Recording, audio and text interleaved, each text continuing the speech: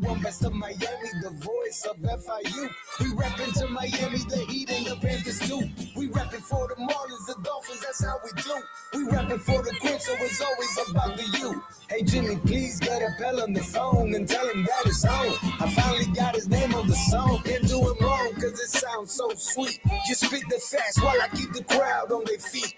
Football season be the reason that I be bringing this heat. Georgia music representing 104.3. Hey, live from the Play Show, you're not overly ostentatious studios of 104.3 WQAM. It's Hochman, Crowder, and Solana.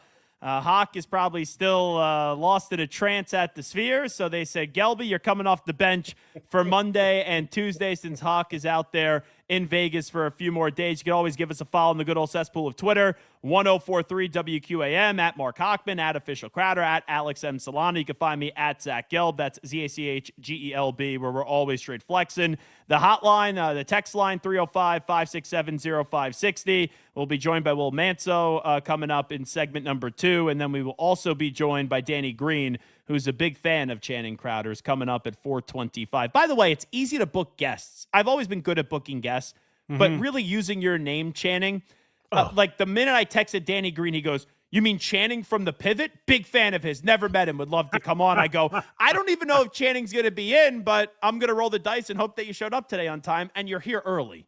Hey, Gelb, I would say if you're coming off the bench, you're the Spurs bench and not the Oklahoma Thunder bench. And yes, use my name for whatever you want. If you're going to go to a restaurant, just say, hey, I'm meeting Channing Crowder here. Whatever you need a Gelby. loan. I need a loan. Oh, no, that I'm guy tight Crowder. I'm tight with money now. I'm not loaning anybody anything. He said, I just give you $10 and you'll give me back $100,000. By the way, your pockets may have some holes in them because you were all up on the Thunder for that Game 7. I faded you, Channing, and I took the Spurs. It was a good weekend for your boy with the Spurs going to the finals. Yeah, we usually eat steak on Mondays. We're eating tacos tonight because I had to get the ground beef and not the filet because I got killed. I got killed Saturday night, Gelb. You're 100% correct. All right, it's a big show when Crowder is here early, and we have massive NFL news. Everyone thought June 1st was going to mean the New England Patriots getting A.J. Brown. Odell Beckham is now back with the New York Giants, which is not the big news. Alex Earl's ex-boyfriend, Braxton Berrios, even signed. Hurricanes legend Braxton Berrios signed with the Giants. But the big NFL news, it's not official yet, but it looks like Jared Verse is going to Cleveland along with a first-round pick and some other things in the draft world for Myles Garrett going to the Rams. Crowder, your initial reaction is what? It's genius because Verse is he's he's gonna be Myles Garrett, I believe. Young player, can play ball. He is big as hell. I actually know Verse. I know his representation. It's a very smart move from them, but also moving Myles Garrett. Myles Garrett can win Defensive Player of the Year this year. So that's gonna it was future versus now, I think, with this decision. And the other thing is, this is a Rams team that the last time the Super Bowl was in Las Vegas, there you go, Braxton Berrios. See, now here's the thing. Do you actually have his number, or did you just type that in? Because you did that with Deuce McBride, and I know you're very connected, but and I know you don't want to put his number on the stream, but unless if I see a contact with numbers actually in there, I'm not going to believe it. Because you're like a troll. How could I type in Braxton Berrios in 4 seconds? Very easy. You have quick fingers. And also I would say this. I would say this. If you were not a happily married man, it would be more believable that you actually had Braxton Berrios' number because who he used to date, Alex Earl, I would not mind, as someone that's in a very happy and healthy relationship, I would not mind hanging in that circle. The craziest thing, and they know this, Gelb, I don't know if you know, I don't know social media or famous people. Met Braxton Berrios and a very pretty little girl at the Miami Open a couple years ago. And I was like, yeah, I'm chopping it up with Braxton Berrios. I actually had a shot with him. And then I found out, like later on, I was looking and I saw her and they were talking about what I don't even know her name. You just said it twice. Alex Earl, Alex Earl. I was like, oh, Hot okay. box of rocks. that was the girl he was with, and I didn't even know it. But yeah, she's a very pretty young lady, but she's about 4'1". So I go deep into the archives of WQAM. I remember the website here right when Crowder was getting started. They would do these like huge headshots, and they would put them on like these old-fashioned looking like TVs, like the big box TVs. That's what they would put online with you guys. You would also have like Hottie of the Day or like Smoke Show of the Day on the website. That would not fly in 2026 now because we got to be prim and proper and all buttoned up. But yeah, Alex Earl would definitely have been on the WQAM page back in the day. It's so weird that you use the word smoke show because Joe Rose, 6 to 10, Joe and Woody and them boys, when Joe Rose saw my wife for the first time, he was like, Crowder, goodness gracious, she's a smoke show. And I had to pull Joe to the side and tell Joe, I'm like, Joe, you can't talk about my woman like that. In my culture, you can't talk about my wife like that. Like, this is not some girl I picked up. Like, this is my wife. We have children together. Oh, my bad, Crowder, but she's a smoke show. I said, you said it twice already, Joe. Take it easy. Did you ever hear the Shaquille O'Neal, Dirk Nowitzki story? No, what's that? So Shaq saw a very pretty black woman at a basketball game once and then was told that was Dirk's wife. And Shaq has an interview. He goes, I didn't know, Dirk kind of did the Shaq accent or something. He's like, I didn't know Dirk liked the chocolate. and Dirk would used to get clowned because that became a thing. And they would see him walking into games with like paper plates and it was clearly food. Everyone would say from the cookouts, it was leftovers. So that's one of my favorite. There's a clip on it. I'll find it on social media of Shaq saying when he really had respect for Dirk Nowitzki, it was not like when Dirk won a title or anything like that. It was when he found out that Dirk was dating a black woman. Gilby, I'm going to text you an interesting story here in a second, but I was just trying not to get canceled when I said that story. Dirk is invited to the cookout. He is. Yeah. You can come too, Gil. Jimmy and Solana. So, yeah, ain't no way Solana's coming. Jimmy, you can come. I'll be there. I feel like Jimmy would be a legend at the cookout. I think Jimmy would just have one line. Everyone would be like, "Who's that guy?" He'd be like Ted Lasso doing the dancing in the locker room. That'd be Jimmy at the cookout. Jimbo, I got a cousin named Michaela. She's right around your age. Got to make some nice looking babies. Jimmy, what would you take to the cookout? Los frijoles and ensalada. Bingo. Galletas sin bombones. Hey, bring some churrasco. That sounds sexual, Jimmy. Jeez. By the way, I've dug deep into my stash of metal music tickets, and I have your chance to win tickets to see the legendary Def Leppard at Hard Rock live in October. Be listening at 3:20 for details on how you could win. Just quickly, getting back to this trade between the Browns and the Rams, this deal that is going to get down. Crowder, Jared Verse got to be the most miserable person on the planet today. You literally go from the NFL penthouse to the NFL's outhouse. But Gail, I'm sure there's something, and well, to your point, Jared Verse is out to get paid anywhere, but they're trying to replace a Hall of Famer with an amazing DN. He's about to get over $100 million. I would say that, but in football terms, I'm about to be the difference. I'm going to turn the Cleveland organization around. Would be the in-building thought of how players thought. I thought that for years when I was with Dolphins and we were losing. I'm like, oh no, we just signed this. Oh yeah, hey y'all, we win the Super Bowl this year. So Verse has a very optimistic thought of it, but I've said I'm on wax saying in the past that Cleveland is not the best place in the world to live or be. Well, here's the Dolphins' perspective on this too. Like, let's say the Dolphins and the Browns are bad, but not as bad as what we think they're going to be this year. And let's say they're the third and the fourth team in the draft order. And then there's a team that needs a quarterback like the Jets one, but then two is not a quarterback needy team. That extra first round pick now going to Cleveland could be the difference in moving up a spot to go get a Dante Moore or maybe even an Arch Manning. And they just goofballed the quarterback position away with Shedeur Sanders and the little tiny boy from Oregon, and now Deshaun Watson, Dylan Gabriel. Dylan Gabriel, bro. I don't Jimmy are probably the same height. I don't trust. Jimmy got him by 2 inches. I don't trust the organization, but when a team comes and acquires you, you have to go in there with high expectations and optimism about it. But Gelby, I understand what you're saying. Strategically, it should work out. They're going to blunder this because that's what they do. They're the Browns. They're the Browns. But it's a good move for the Browns because this guy didn't want to be here. I talked to Myles Garrett 2 years ago at the Super Bowl. He didn't want to be there then. Then they gave him $40 million a year. There was Todd Monken said it the other day. He hasn't even had a face-to-face conversation with Myles Garrett yet. You're the new head football coach. So the writing was on the wall. And Solana, you could probably appreciate this because you love teams that are good and then don't just settle for being good. They want to continue to be great and win more and more championships.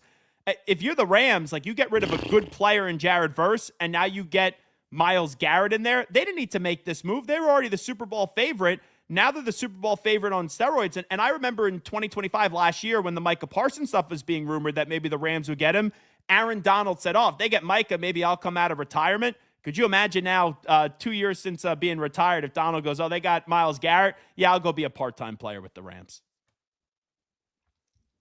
I mean, I think this is just ultimately, it fits both teams' timelines like perfectly. Like the Browns aren't winning anytime soon, so why not give up your franchise player, arguably the best Browns player this century in the 21st century? Like, is that even up for debate? Only one I can think about would be Joe Thomas. Yeah, but I don't know if he played this century. Either he way, played this century. I don't know if he played this decade. I'm never good with the centuries or the decades or anything like that. Decades, I'm good. Centuries, I'm not. Yeah, well, let the smart guy figure it out. He's the best player this century. And Solana, I'll give you that. Between me, Crowder, and you were definitely the most intelligent person on this show. It's a low bar, though. It's Jimmy. Oh, yeah, good point. If you're the Rams, though, like you have a window, and that's this year, maybe next year with Stafford. I think you have to go all in on that window. Picks. We talk about it all the time, like in the NFL, the idea that, we'll keep our young guys and we'll see what happens down the line. You have a tiny, tiny window. And I think the Dolphins are such a great example of that, where we kept talking about after Tyreek Hill got here, the next 5-6 years with Tyreek and Tua and Waddle. And then all of a sudden we realized, no, the window was year 1 and year 2. That's it. That window closed right after that. So the Rams need to win right now because Stafford's not getting any younger. And they've been close the last 2 years, already winning a Super Bowl, but they lost to the Eagles, who ended up winning the Super Bowl. And then last year in the NFC title game, they lost to the eventual Super Bowl champions in the Seattle Seahawks. All righty, Solana, let's get to headlines. All right, they're driven by Doral Kia. You always pay less with your Pricito at Doral Kia. Visit us at Doral Kia at DoralKia.com. What about Game 7? Your thoughts? Because I didn't think San Antonio was up to the task. Not only were they up to the task, the final 5 minutes of that game, where San Antonio needed bucket after bucket to put OKC away on the road. It wasn't Wemby. Not that Wemby didn't play well in those minutes, but it wasn't Wemby that won that game. It was all the guys that everybody questioned about San Antonio. It was Champagnie. It was Harper. It was the role players that made the shots. I think that I faded Crowder, so I took the Spurs plus 3.5. When Wemby opened up that game with the Tim Duncan bank shot, I was like, oh, that's interesting. Then they went up by 14, but to your point, the Thunder got back in it, and any time it looked like the Thunder were going to take the game over, the Spurs then got back up to an 8 or 9 point lead. That was a growing up moment for San Antonio. Now, I'm not going to take away from them, but no Williams in that game, no Mitchell. Caruso suffered that injury. That was not a fully healthy Thunder team, and it still took the Spurs 7 games to get it done. And I would say, first off, you hit it on the head, Gelb. Jay Will being out, I think, affected that team crazy. But the role players stepping up, or the non-star, the non-star stepping up. Where this damn Champagnie, what he dropped, 20? You know what I'm saying? I think so, yeah. 20, Vassell, Castle, New Yorker, Harper, baby. Those 3 young guards. Like Wemby is the media pull, and he's gonna do all the press conferences and be all over ESPN. those young guards, if they win it, if the Spurs go out and beat the Knicks, it's going to be Vassell, Castle, and Dylan Harper that do it. I'm telling you right now. And I'm impressed by them young boys. They can play ball. So the finals will start Wednesday night. It's the San Antonio Spurs who have home court advantage. They will host the bum-ass Knicks. You got the Stanley Cup Finals. Excuse me, Game Eastern one tomorrow. Conference champion Knicks. Yeah. You were bum-ass celebrating Knicks. a lot the last 2 times the Heat got He to the was. finals that they won the Eastern Conference. So celebrate the Knicks getting to the NBA Finals as Solana. Eastern Conference champions. I'm good. Solana, but I think I'm leaning your way. Carl Anthony Towns has to go against Victor Wembanyama, fellas. Victor is going to make Carl Anthony Towns look ridiculous. Knicks in 6, baby. That's what it's going to be. Goodness. Where you live? Did I win a bet this weekend? Did you win a bet this weekend? Who won the bets? What? Where is your beautiful condo, Gelby? That would be in New York. I've been to San Antonio though. There's a restaurant there, Max and Louis, delicious. The Hurricanes baseball team flailed out in the regional. They lost to Florida 22-10 on Saturday night, and then it was double elimination. They played Troy yesterday, who they had beaten in the first game of that regional. Yeah, I see your whack ass Gator tattoo. We all see it. Just letting you see, you know. Now, I'm we just playing ball. We wondering, playing ball. Did you see that Jay Will is now no longer saying that he ever attended Florida because he got into like a kerfuffle with some 90-year-old woman who's in a wheelchair that like smacked him and his daughter with the fan, and Jay Will's daughter was at Florida, then transferred to Texas Tech, so he no longer supports Florida. What happens if there's a day where Channing Crowder no longer supports Florida and you have tattoos with the Florida logo on it? Yeah, nothing can happen. Gelby, I got locked up 3 times in Florida. Alachua County PD loves me, but I'm still a Florida Gator fan. It reminds me of my uncle. He was I've never met his first wife, but he got a tattoo of her name on his arm. And then one day, Uncle Freddie showed up to Passover dinner, and there was flames just going up his arm. He put the name up in flames to get rid of it. I will never cover up my tattoos. I think they're just memories. Regrets. I do. You know what? I have a no fear tattoo, and I think it's the goofiest thing in the world. That's when the whole hat thing came out with the 2 red eyes. No fear, no fear. And I might have been about a bottle and a half of Hennessy in one night, and I went to the tattoo parlor and said, "I'm going to get a tattoo," and it says "No fear." It's the only tattoo that I do regret. Well, the only reason he needed the Hennessy was because he did have a fear of that needle just going on, that hot needle just going on his body. God, that's so cringe, man. Yeah, geez. It looks like Jimmy wrote that. Looks like a 4-year-old wrote it. Jeez. I don't know who this tattoo guy was. I write better than that. That's the only. I have my whole back done. I have my chest done, my shoulders. I have tattoos everywhere. The only one I regret is the no fear tattoo. Yeah, Solana has a tattoo, by the way. You know that? Tramp stamp. He got a dolphin on his ass, I heard. I might get a spur on my ass if the Knicks lose to the Spurs. The Marlins they got their asses swept by the New York right. Mets. You talked a lot of junk last week. I did. And they will open up another road series. They're in Washington tonight. You can listen to that game right here on FM 104.3 WQAM. Your weather in South Florida right now, it is 90 degrees, a little rainy in parts of South Florida. Tonight, the lows, they're going to drop into the upper 70s. That's brought to you by Tornado Roofing and Contracting. Storm season is coming. Make sure your home is ready. Get your free roof and window estimate today. Visit tornadoroofing.com. Will Manso is going to join us next. It's Hochman, Crowder, and Solana. Zach Gelbin for Mark Hochman right here on 104.3 FM WQAM. You're listening to the Hawk, Crowder, and Solana Show. Yeah, what did you think about shaving your ass? Coming you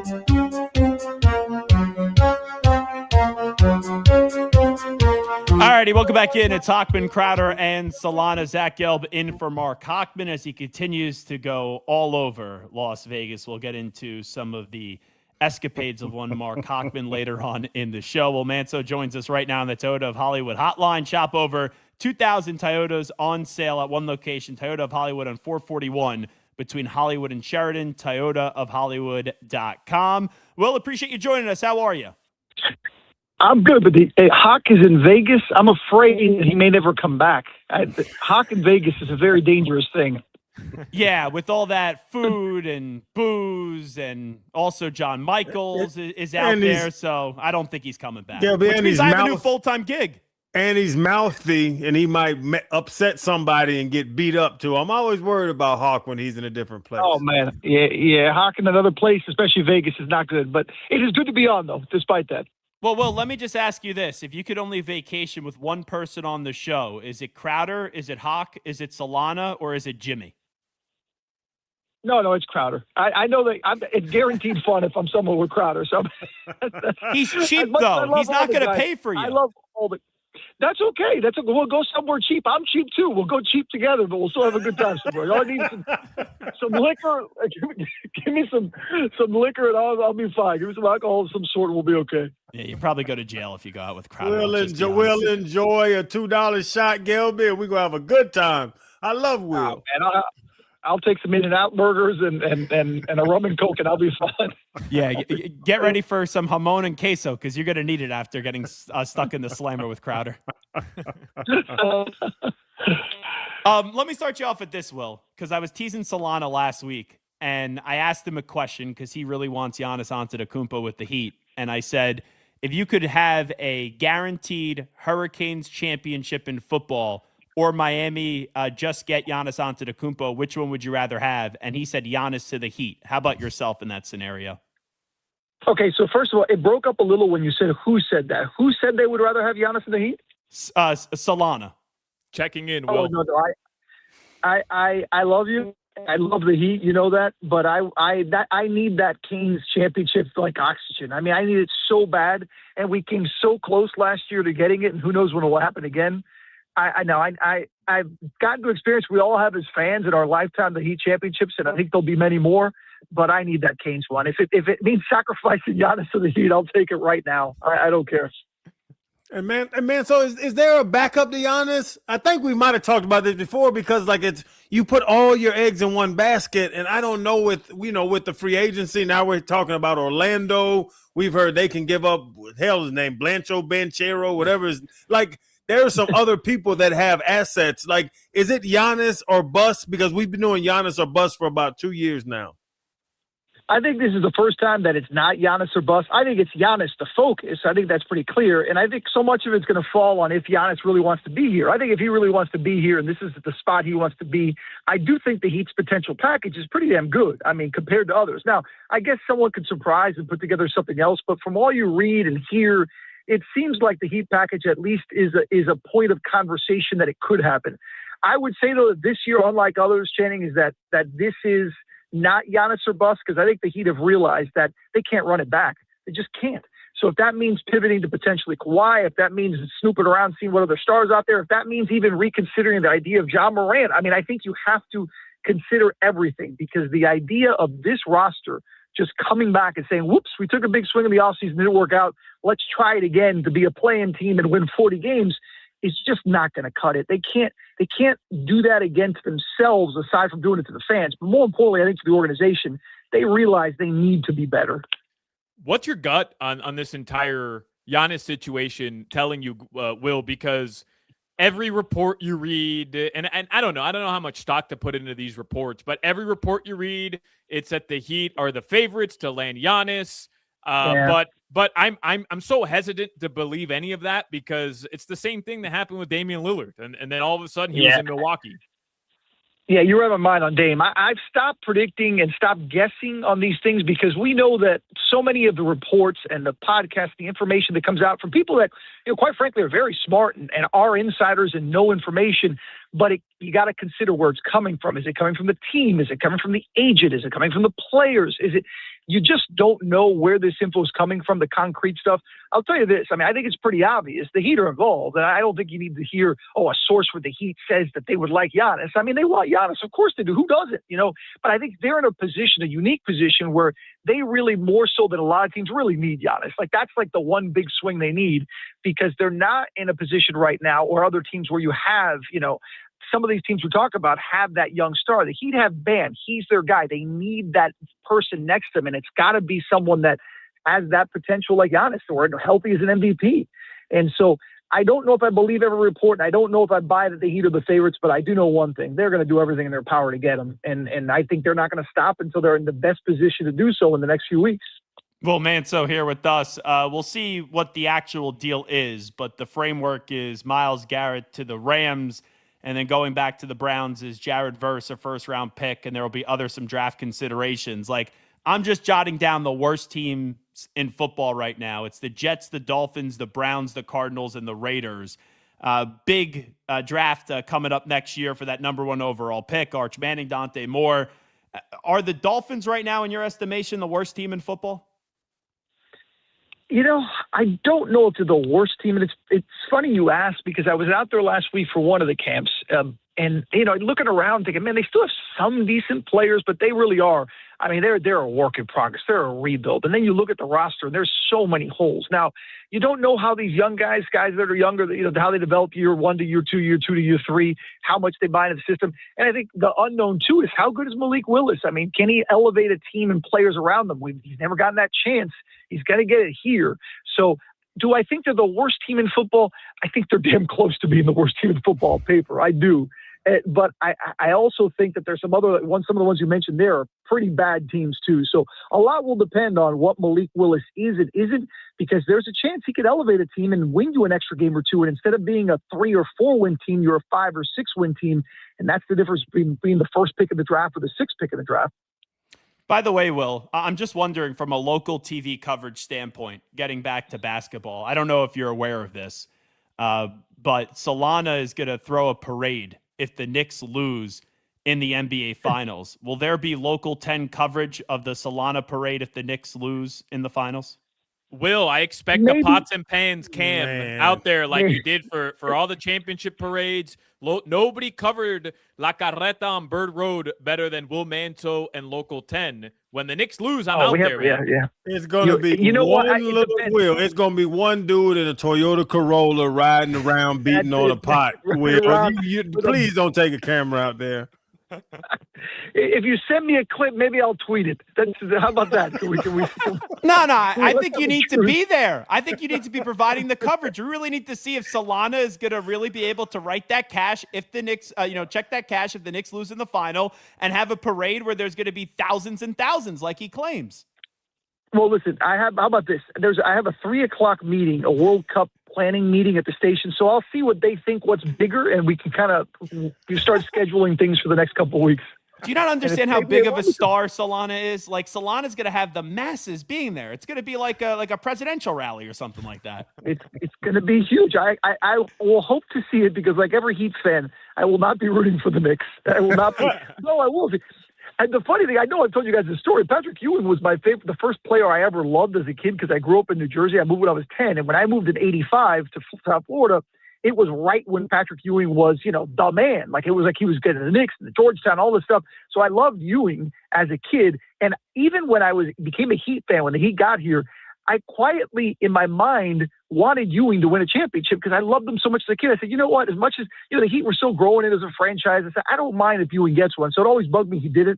But now I do not want the Knicks to win. No, I do not want them anywhere close to a title. Blasphemous. And I'm not asking now about a prediction, but the narrative of the Knicks beating a bad East and Spurs getting through a crazy West and all of that stuff. How do you feel about just the narratives going into it? Because now people are talking about, oh no, the Knicks are this, Knicks are that, but they're the Knicks and people are so excited about it.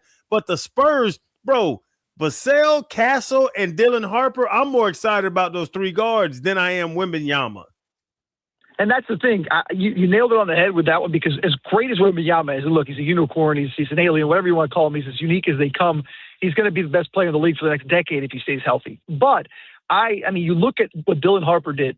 You look at what Stephen Castle has become in a couple of years. I mean, these guys are frightening. What they are. You know, that combination alone of young players that were early round picks that have been able to develop quickly. Sure, they're not Victor Wembanyama and as far as what, you know, the numbers they put up and the potential, but they're already at a level that I think is beyond what the Knicks could handle when you've also got to handle Wembanyama. I'm sorry, I just don't see it. Jalen Brunson's great, man.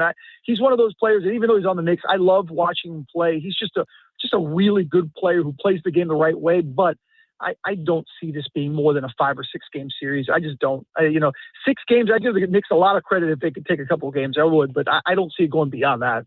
Will, we're up against it, but before we go, I just wanted to ask, because it's fresh. It happened yesterday. You graduated from the U and you love baseball. Any takeaways from how the Canes' disappointing season ended yesterday again? And there's a lot of people on our text line saying that Arteaga has to go, and I'm not calling for his job. I just wonder if you have any strong take or takeaways from yesterday and the direction of that program. I mean, it's got to go in another direction in the sense of the way they build. I mean, I like JD. JD and I went to college together. We're at UM at the same time, and I think he could be the right guy, and I don't think he's going anywhere. He's still got a couple of years left on his contract. I don't think they're looking to make a move. That's not going to happen now, I don't think. But I do think that he needs to figure out a way, especially as a former pitching coach and a guy with that, was a pitcher himself, a damn good one. You got to go and attack pitching whichever way you can, whether it's the portal, recruiting, NIL money, whatever it is. They need to invest more in that program because they can hit. I mean, this year they showed it. And look, on paper, they had the best season, the regular season they've had under JD. Great. But this team hasn't been to Omaha in over a decade. I mean, that's just embarrassing. It's got to change.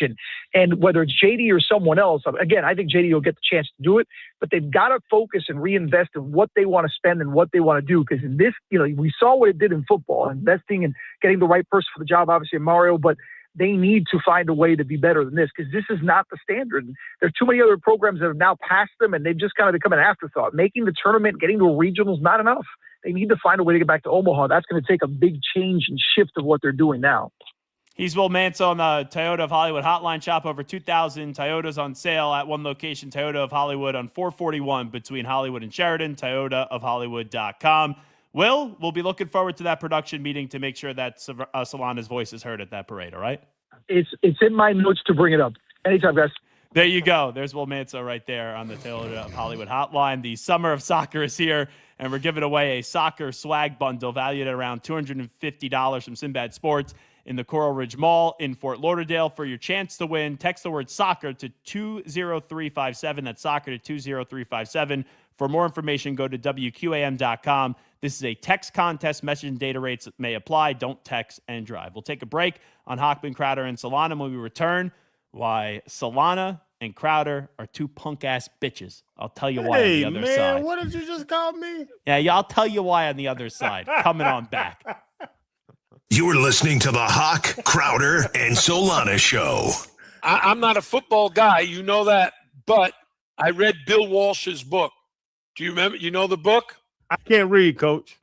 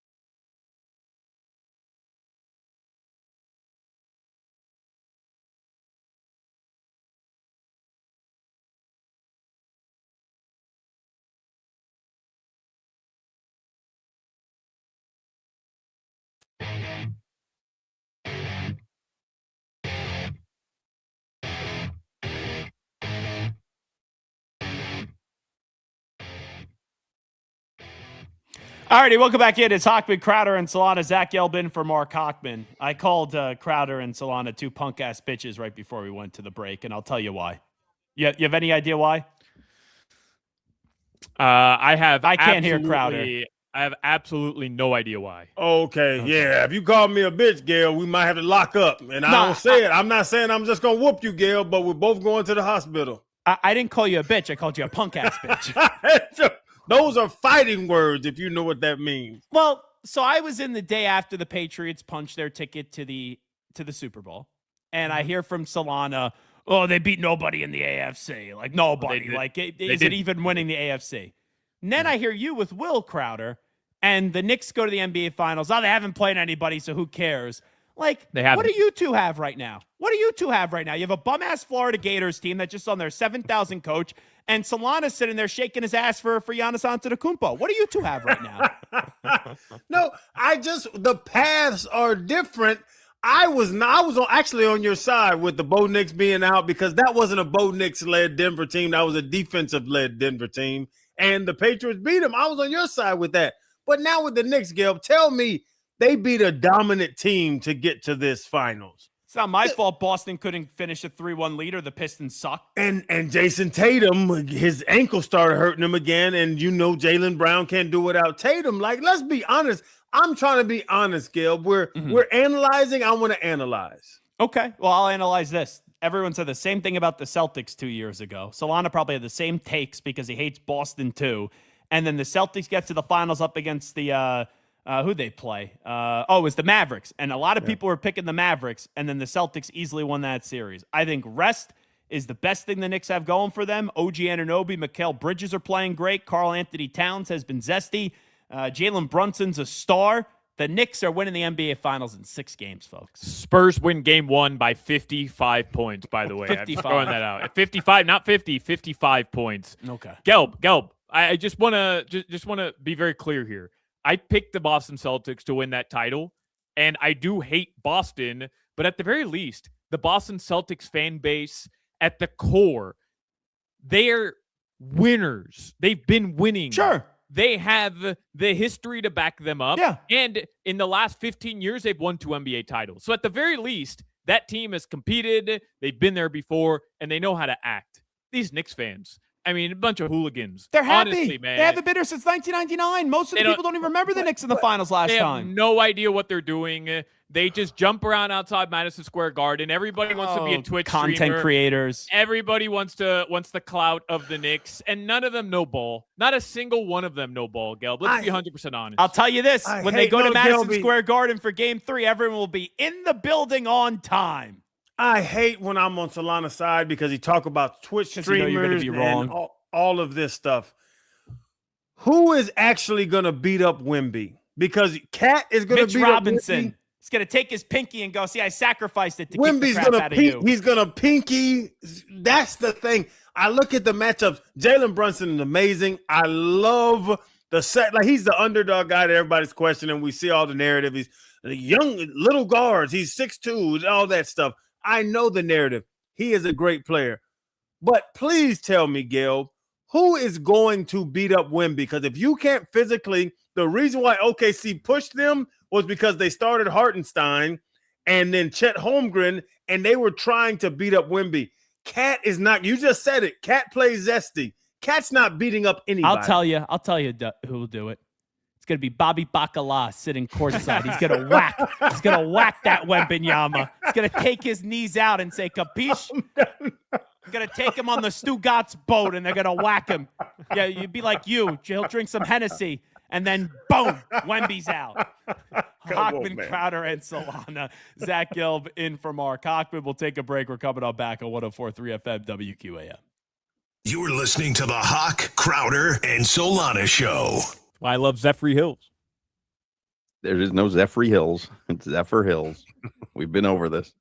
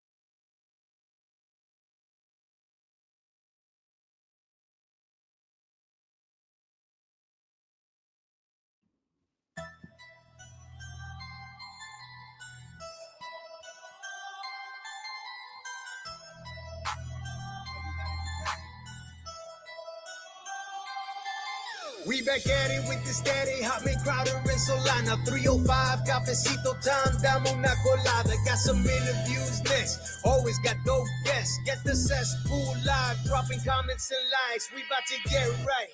Talking sports, my G. Listen to Odyssey and 104.3. Live and back on GeorgiaMusic.com. Hitting it at the park like a Matt Mervis bomb off power. Get ready for the 3 o'clock hour. Get ready for the 3 o'clock hour. Get ready for the 3 o'clock hour. Get ready for that 3 o'clock. Yo, it's Hochman, Crowder, and Solana. Zach Gelbin for Hawk. And, of course, I have dug deep into my stash of metal tickets, and I have your chance to win tickets to see the legendary Def Leppard at Hard Rock Live in October. Be listening at 3:20, so coming up in 20 minutes from now for details on how you could win. I do have, by the way, the official trade results for the Rams and the Browns with Myles Garrett as we approach 3:05. The Rams are going to receive Myles Garrett. The Browns are going to receive Jared Verse, a 2027 first-round pick, and a 2028 second-round pick. And this deal is even going to sprinkle Crowder and Solana all the way into 2029. The Browns are also going to receive a 2029 3. So it's Garrett to the Rams. Browns get back Verse, a 2027 first, a 2028 second, and a 2029 3. The Rams won a Super Bowl with the best defensive front seven player in the league. Mr. 305. Dale. God bless. Dale.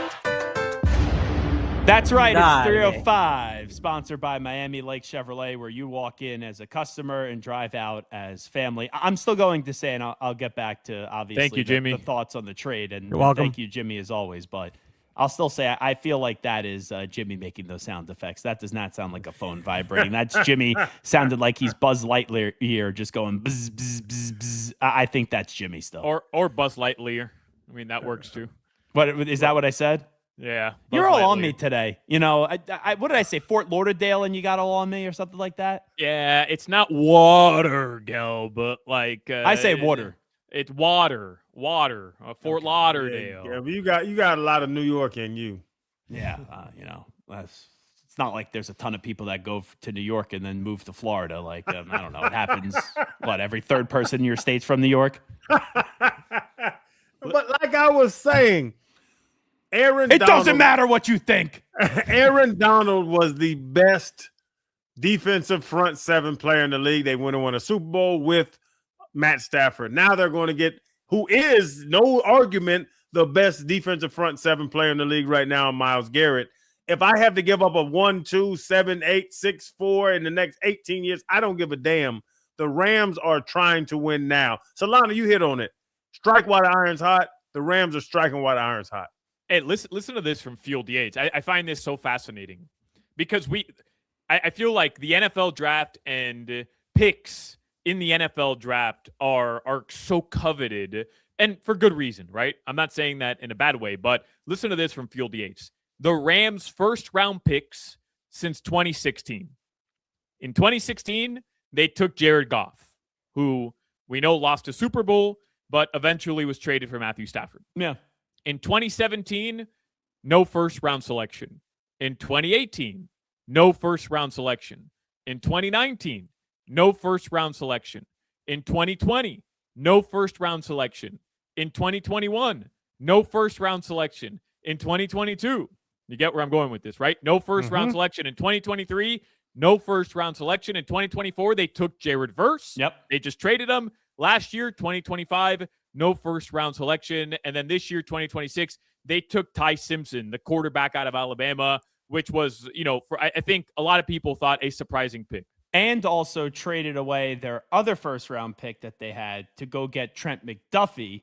But I think that Simpson thing is interesting that you bring it up. He's their quarterback of the future. So essentially in an offseason, they got a star corner to a team that's already ready to go win a Super Bowl. They got a star corner in Trent McDuffie. They drafted their guy who they think will be their quarterback of the future in 2-3 years from now from Ty Simpson. And, oh, yeah, by the way, they got some guy by the name of Myles Garrett for a team that was already the Super Bowl favorite. And Gelby, I'll bring it out. No, so I'm bringing it back around. This is what we talk about with Pat Riley. I don't know what these little kids coming out of Boise State and Kentucky are going to do. I'm going to go and get Matt Stafford, who is a Hall of Fame quarterback. I'm going to go get Myles Garrett, who's a Hall of Fame DN. I'm going to go get Trent McDuffie, who's a top 5 corner. I'm going to go win right now. Everybody wants to covet these things, and I think Pat down here, and I'll bring it back home, Pat, that's why Pat's like, oh, Precious Achua? We're waiting for Precious Achua to change our organization? No. I'm in the Rams. I'm with the McVays. I'm with the Pat Riley, the Spo thought. Go get proven commodities, give these people these damn draft picks, and go get a hell of a team, put around, and win games. So you're all bored, right? Get rid of Hero, get rid of Khalil Ware, whatever first round pick. Just make the Heat relevant again with Giannis Antetokounmpo. Solana, talking about we need Jokic and Pella Larson. Man, let them boys go and go get Giannis. Who the hell cares about Pella Larson, Gelby? Like, what are you talking about? Yeah, I remember when the Knicks traded for Carmelo Anthony. Oh, you couldn't get rid of Mozgov. You know, like, come on. Mozgov is going to take you to the promised land. I still think Pella's untouchable, but that's just me. But it is his own parents don't even think he's untouchable. Let's be real. It is a funny juxtaposition, right, to what the Dolphins are doing. And by the way, I advocated for it, so I'm not second guessing it. But rebuild through the draft, stockpile picks, get first round picks, do everything you can to rebuild this organization through the draft. Meanwhile, the Los Angeles Rams, they did it via trades. And look, I'm sure they're second, third. Like, you have to hit on picks at some point in the NFL. Yeah. You just have to because of salary and the cap. But, I mean, the Rams are proving to you over 10 years, 2 Super Bowl appearances, 2 different quarterbacks, and they've competed every single year. I think outside of over these 10 years, I think outside of 2 years, they made the playoffs. Yeah, they were 5-12 one year. Right. Coming off the Super Bowl. Yeah, and I think Stafford got hurt 1 year as well. So, but like over those 10 years, they won a Super Bowl, they went to another one, they made a franchise-altering trade, and they've only had 3 first-round picks. They just traded one, and they're competing. They're the ideal franchise in the NFL, and they're not doing it with their first-round picks. It's just funny to look at how the Dolphins are doing it and how a lot of NFL teams try to do it, compared to another team that is having success without it. But you look at the rest of that defense, Fisk, Turner, Young, Lake, like they got guys that obviously weren't first-round picks. But with that being said, the Rams, when they did this F-them pick strategy, they already had such a good foundation. The Dolphins don't have a foundation right now. So they have nothing but to kind of do what the Jets are doing or what the Dolphins are trying to do. Get rid of some good players right now because you're probably not going to win with them, and then you got to go hit these draft picks. But you see with the Rams, what have been the constants here? It's a heck of a GM in Les Snead and a heck of a coach in Sean McVay. You have a good leadership there, GM and coach. You could find a way, even with the quarterback change, and they went from good to great in Goff to Stafford, to then have a long run here of excellence. And to talk about that, like, and I know, Gelby, you're a Patriot guy. Nobody would talk about Logan Mankins and Matt Light and Kevin Falk and the guys that we don't. Yeah, the like, you know what I'm saying? The ancillary pieces that set the foundation, and now I can start building my staircase. Now I can start upgrading my bathrooms. If I have to spend a first-round pick to get a nicer master bedroom, I can. But you have to set the foundation. To your question, Solana, the Dolphins now, they've torn the house down. So they're setting the foundation to now see if they can get the media room with the big screen TV and the couches. But Crowder and Gelb, I'm interested in your take on this because I wanted this, right? I wanted to tear the house down. So I'm not telling you that I'm criticizing this, but Crowder, you and Hawk for the past 2-3 years, were at the very least saying, hey, the Dolphins have the pieces in place. They're not there yet, but they have the pieces in place. They had Jalen Phillips. They had Bradley Chubb.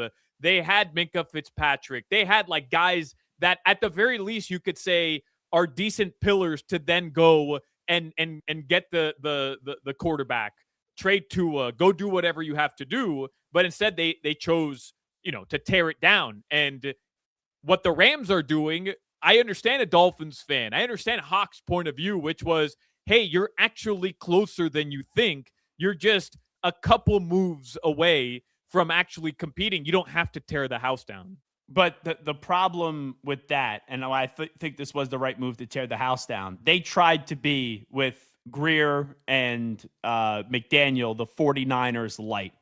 Their miscalculation was they didn't invest enough in the offensive line.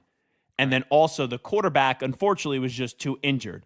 But where they were this offseason, bringing in a new regime once they got Chris Greer out of here, which was long overdue, and they got Capri Boy out of here as well, and Mike McDaniel, is they brought in a regime that has synergy, and I don't know if they're going to be good, in Hafley and John Eric Sullivan. And you look at what the Jets did in their own division, 3 first-round picks this past draft. They have 3 first-round picks in the next draft. A big reason because of that, they got rid of good players in Sauce Gardner and Quinnen Williams. And, they got rid of Jalen Waddle as a good player. But for a 1 and a 3, you do that, and it's about getting as many picks as possible to have as many spins on the roulette board that you can, and hopefully that you hit a number and you get the right quarterback. Yeah, it helps to have Sean McVay too, right? Like it helps to have that boy wonder. I mean, it definitely helps. But also the timing of it. I watched Michael this weekend, the Michael Jackson movie, when he snaps his fingers and he just makes music. If you haven't seen Michael, whatever it's called, the little biopic, you have to see it. The timing of Robert Hunt. Robert Hunt was $100 million guard, but the timing wasn't right when he was here. We're dealing with Liam Eichenberg. Yeah. I went to his bar mitzvah, by the way. It was a fun bar mitzvah, Liam Eichenberg. When I want Robert Hunt over Liam Eichenberg, but it wasn't the timing of it. And that's what it is. Now you have Patrick Paul. Now you have Austin Jackson. Is Austin Jackson a great pick? We'll see what happens. But then you get Savin, I can't say his name. And now you have Aaron Brewer. And now this line looks good. And you have a Pro Bowl running back. So what can you do from here? And they're all locked in. And I know people hate to hear about this, Solana. They're locked in for next season. Like Tutu Atwell should not be your one. But what if Caleb Douglas comes up? What if Chris Johnson becomes a hell of a corner? Yeah. That's how you build. And now you get them and say, if we go get a dog wide receiver, if Jamar Chase becomes available in 2 years, we put him on our roster.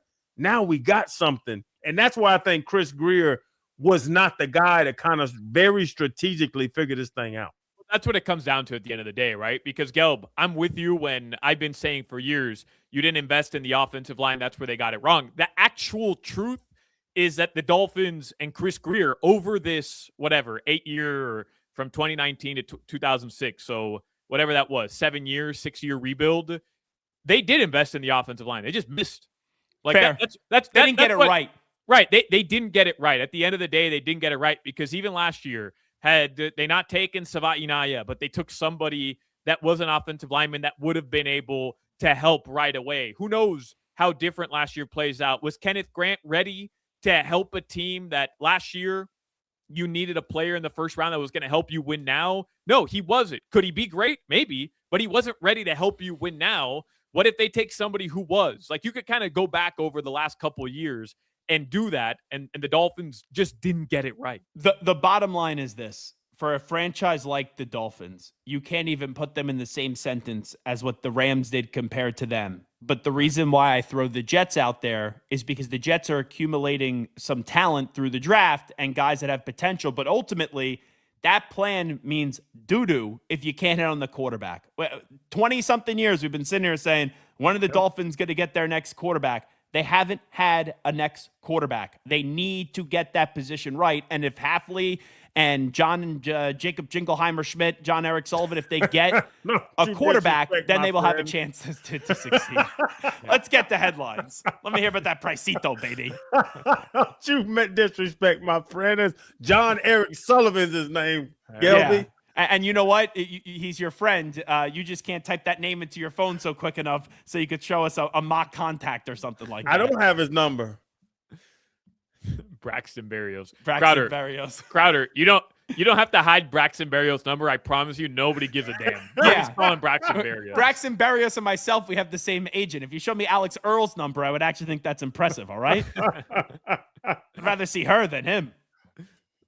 headlines are sponsored by Doral Kia. You always That's pay Fred less Taylor's with your number. Pricito at Doral Kia. Visit them at Doral Kia or at doralkia.com. I'm just going to run through this very, very quickly because I know I'm going to get absolutely nothing out of you guys. But did either of you watch or read or see highlights of what happened in the Champions League final on Saturday? Arsenal, PSG. PSG ends up going back-to-back in the Champions League. Yeah, No? they choked, right? Someone choked, right? I didn't watch a single second of it. Alexis, that's my financial advisor. Oh, that's the guy that loses you all the money.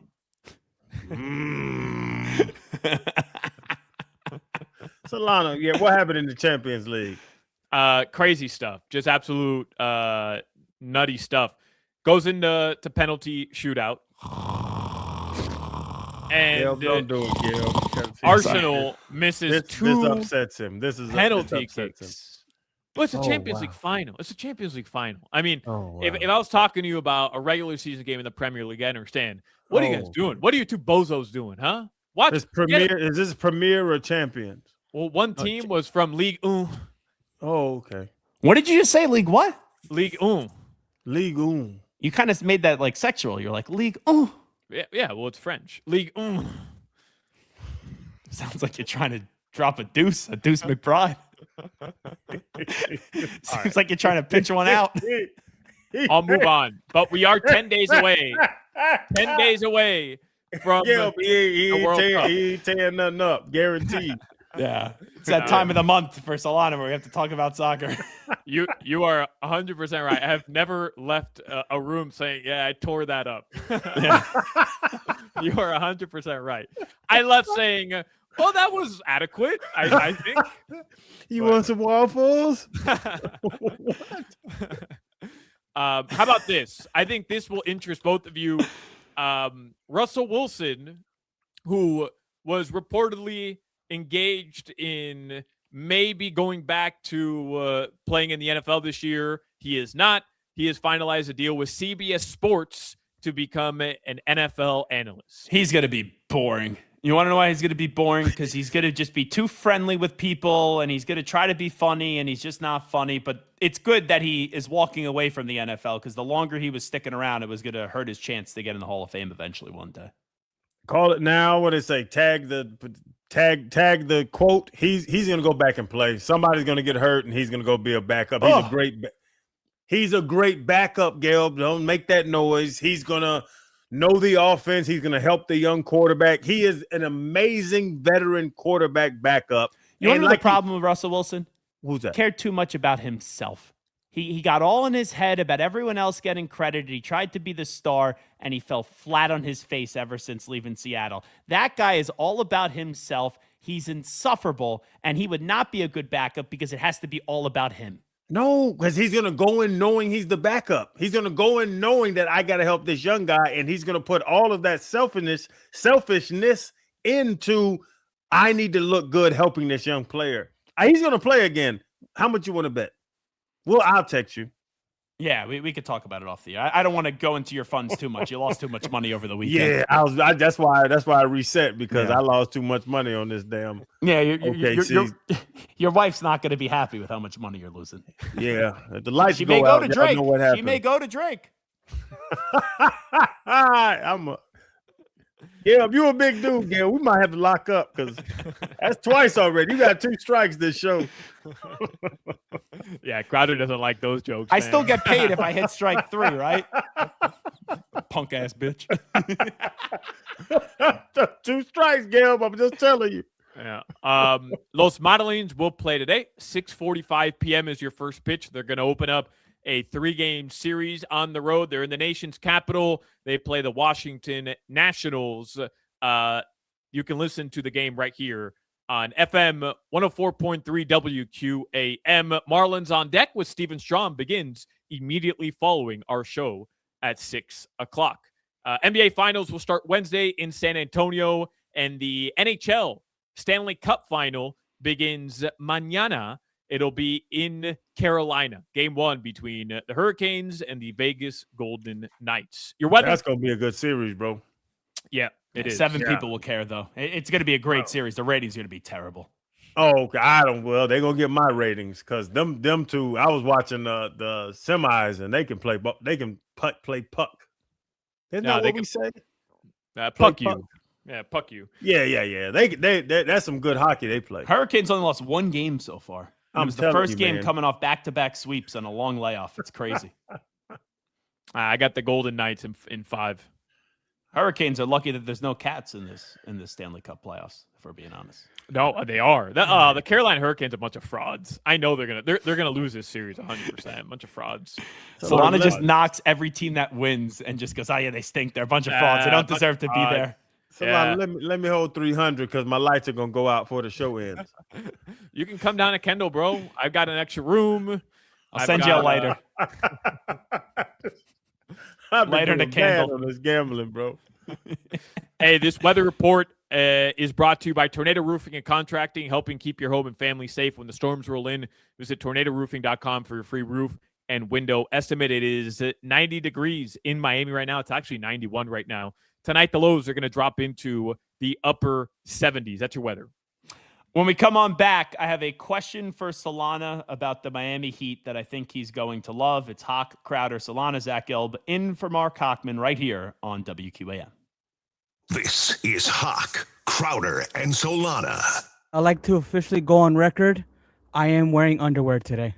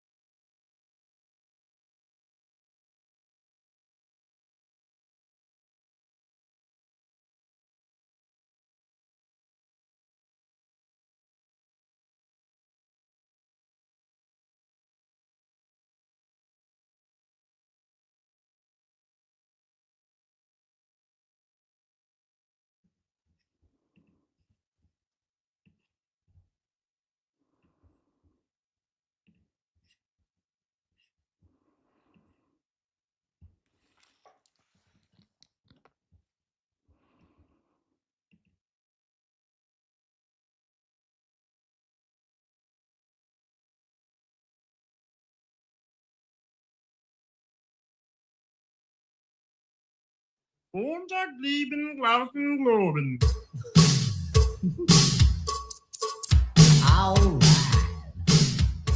righty, welcome back in. It's Hawk, Crowder, and Solana. Zach Gelbin for Hawk, and I have dug deep into my stash of metal music tickets.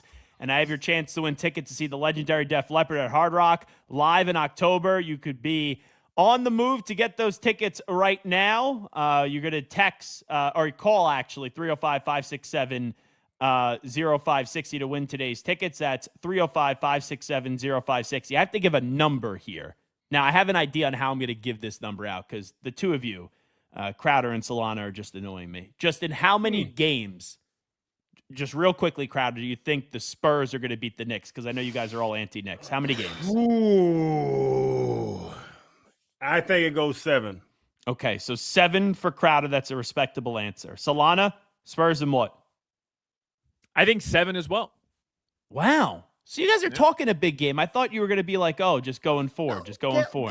I'm not just saying that the Knicks are a good team, Gail. I'm just saying that the Spurs are going. They are more talented physically than the Knicks. That's All what right. we're saying. Jimmy, that's what I'm saying. Jimmy, what's the prediction? Spurs in 4. Okay, and I think let's go, Jimmy. Jimmy, that's going to come back to bite you. Because I think it's going to be the Knicks in 6. So 7 times 7 times 4 times 6 is 1,176. Should I make it caller 1,176? Don't do that to Jimbo. Okay, fine. I won't do that to Jimmy. See, Jimmy got real quiet real quick. I don't like to be an ass to Jimmy. Like Crowder, I could be an ass to. Solana, yeah, I could be an ass to. Jimmy actually annoys me. So let's be. What number do you want, Crowder? It's funny because my roulette number is 11, and you have an 11 jersey up behind you, and I always say 11. I think we got to go with 11, and I'm going to go to the casino tonight and play 11 because of this fact. Do you even have funds to go to the casino right now after all that money you lost over the weekend? I got to catch up. Okay. I got to catch up, Gelby. 1-800-GAMBLER. That's what I'll say. Be caller number 11 right now to 305-567-0560. That's caller 11 to 305-567-0560 to win those tickets to go see Def Leppard at the Hard Rock live in October. So we won't hurt Jimmy too much with caller number 11. All righty. Solana, I have the right answer. I've jotted this down. I did deep research on this. And also what my recollection was at the time. The Heat have won 3 championships where they had that great comeback up against the Mavericks. Then they beat OKC for LeBron James's first title. And then they had that epic series up against the Spurs where one year they won it and then they lost it. And then we know that after that, we did see the big 3 as we knew it break up when LeBron lost to the Spurs. Out of the 3 championship victories, how do you rank them in terms of importance to you? 1, 2, and 3. Oof. Wow. That's tough, Gelby. I have the right answer, by the way. You have the right answer. I have the right answer. I don't think it's debatable. 06 to me will always be 1. That's correct. That has to be 1. Will always be 1. I'll tell you why really quickly. Dwayne Wade is my favorite athlete of all time. And in year 3, what we're watching Victor Wembanyama do in year 3 kind of usurp a potential dynasty and kind of change the course of Oklahoma City maybe, and now go to that stage, a stage a lot of people, including myself, didn't think he was necessarily ready for. It should be lost on the NBA world that Dwayne Wade in year 3 took it to the Dallas Mavericks and led the Miami Heat to go win a title. I think that's an important part of history. But yeah, I would put 06 at 1 for sure. Well, 06 has to be 1 because he's not the best player in Heat history, but he's the most important player in Heat history. And that's Wade's title without LeBron, without Bosh, and being down 2-0 on the verge of being down 3-0 and coming on back and winning that series, enormous. And adding Shaq. Yep, where you knew that was going to put you over the edge, and everybody was questioning Shaq, and then he comes back and they win it. And Gelb, you know, a part that gets lost here when we talk about Pat Riley, I know Heat fans right now are a little just down on Pat because of the inactivity over the past couple seasons. But if you remember, Pat Riley hadn't won after leaving New York in Miami. Mm-hmm. He hadn't. And, you know, he takes Stan Van Gundy off the sideline. He takes over that team. And when we think back to that 06 team, we think back to look at the moves the Godfather made. But man, if the Heat don't win the title that year, maybe Pat Riley never wins another ring as the executive. Maybe Pat Riley never wins another ring as the president, and he doesn't have this aura and his legacy, his resume it's just different. Is all I'm saying. I'm not taking away from Pat. I just think it's different. That championship meant as much to Pat Riley as it did to the Miami Heat organization. Okay, so that's one. That's the right answer. How do you do 2 and 3? Because I don't even think this is debatable in my opinion. I know what you're going to do. You're going to go 2013 as number 2 because of the shot Ray Allen hit, but also the fact that LeBron James, if he came to Miami, doesn't win that ring and went 1 for 4, then nobody thinks of that as a dynasty. And they almost probably talk about that as a failed 4-year experiment for LeBron James where he only won 1, which is patently absurd. But I think that's where you're going with this. And that's probably the right answer because to go back-to-back, it defined LeBron's legacy. That's probably how I would rank them as 06, 13, and 12. But, bro, LeBron finally winning a ring and the Heat shaking off the demons of the previous year, and the fact that they beat Kevin Durant, and the fact that it took LeBron's 45-point Game 6 on the road down 3-2 in Boston in the Eastern Conference Finals to get back to the NBA Finals doesn't get talked about enough either. Like, LeBron finally hoisting that ring was monumental, man. It really was. It is. You're right on the order. It was Mavs 1, it was the Spurs championship 2, and then it was the Thunder 3. It was the first title for LeBron, the third one, so I get your point, and also the run in it.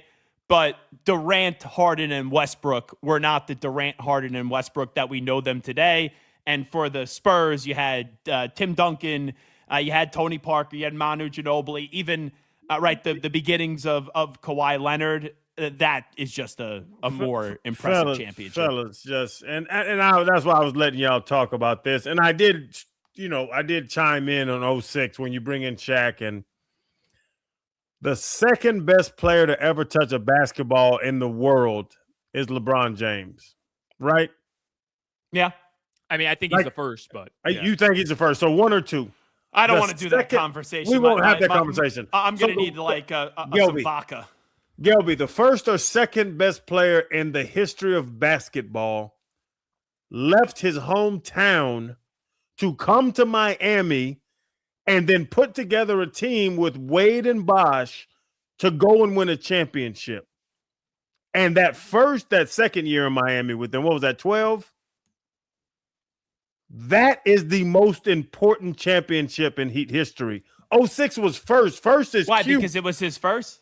Because it was LeBron, Wade, and James coming together, taking pay cuts to come down here and win, and then letting J.J. Barea choke his ass out in the finals the year before, and people start questioning him. And then the banana boat situation where those three and Chris Paul had to rub their nuts against each other's butt to figure out who's the leader of this team. And then they go and win the championship, fellas. I don't know what y'all are talking about. Just because the 12 championship is the most important championship in Heat history. 06 was great. I was down here. I got drafted in 05. 12 is the most important one because of the pieces that were around. What happened, how it was manifested, and how they had to go through turmoil to get to that point. Y'all are crazy. Okay, I got more on this. We got to take a break. I'll use an analogy on the other side that's just going to debunk your entire theory. So we'll do that on the other side. It's Hawk Crowder and Solana, Zach Gelbin for Hawk, right here on 104.3 FM WQAM. You're listening to the Hawk, Crowder, and Solana show. Any sandwich oblong is going to be better than a circular sandwich. That's just fact.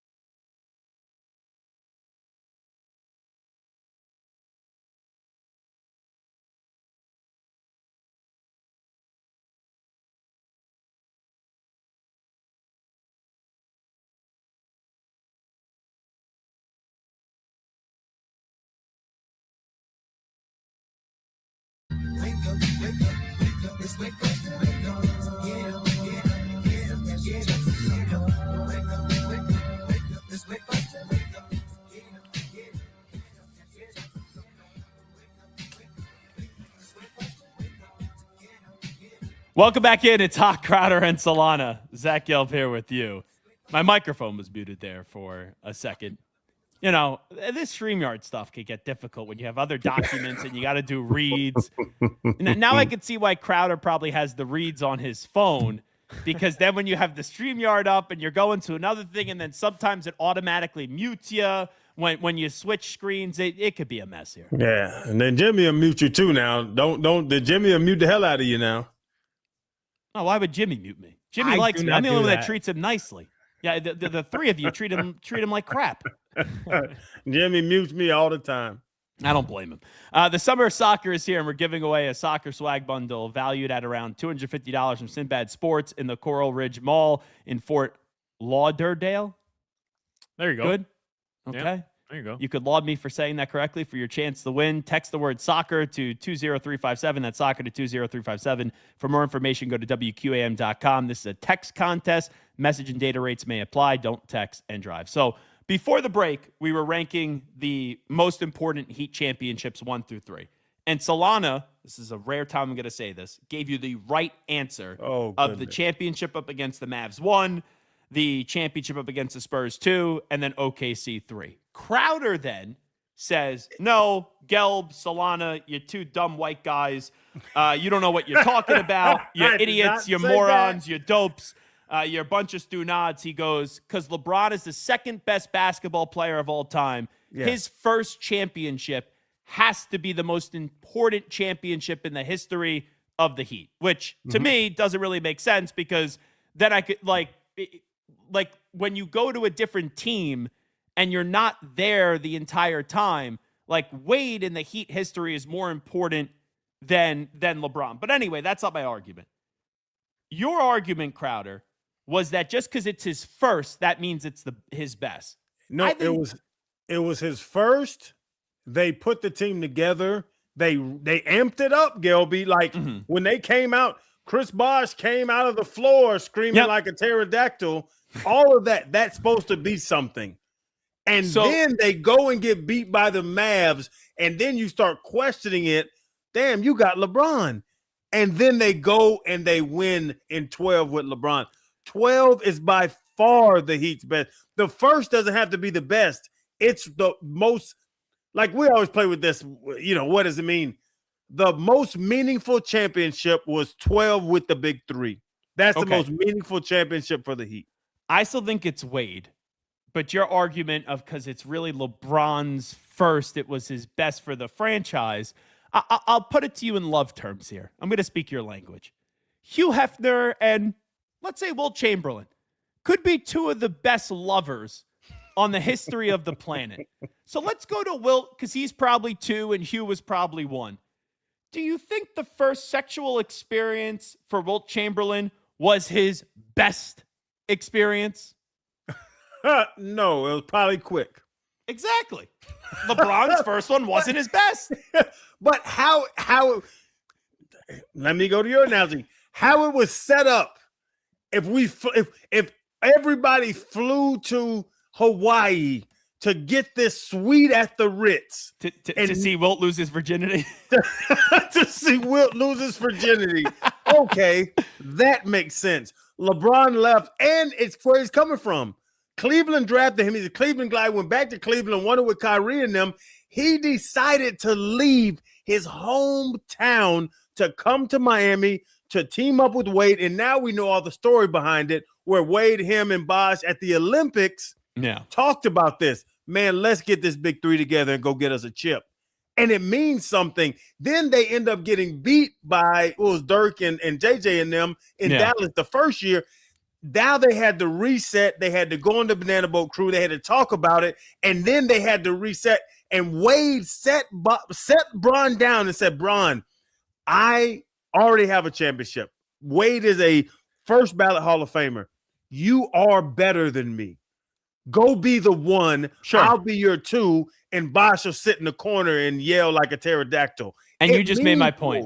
Because means more. Wade is the most important player in the history of the Miami Heat organization. So how can his championship, his most meaningful, was his first? How can't that be, to use your argument, it's Wade's first? Why is it then in this conversation the most important Heat championship, why it wasn't 06? Because you were blessed with the 12 or the 11 big three, and then they went and did it twice in a row. But the first one was special because this is supposed to work, and now it worked.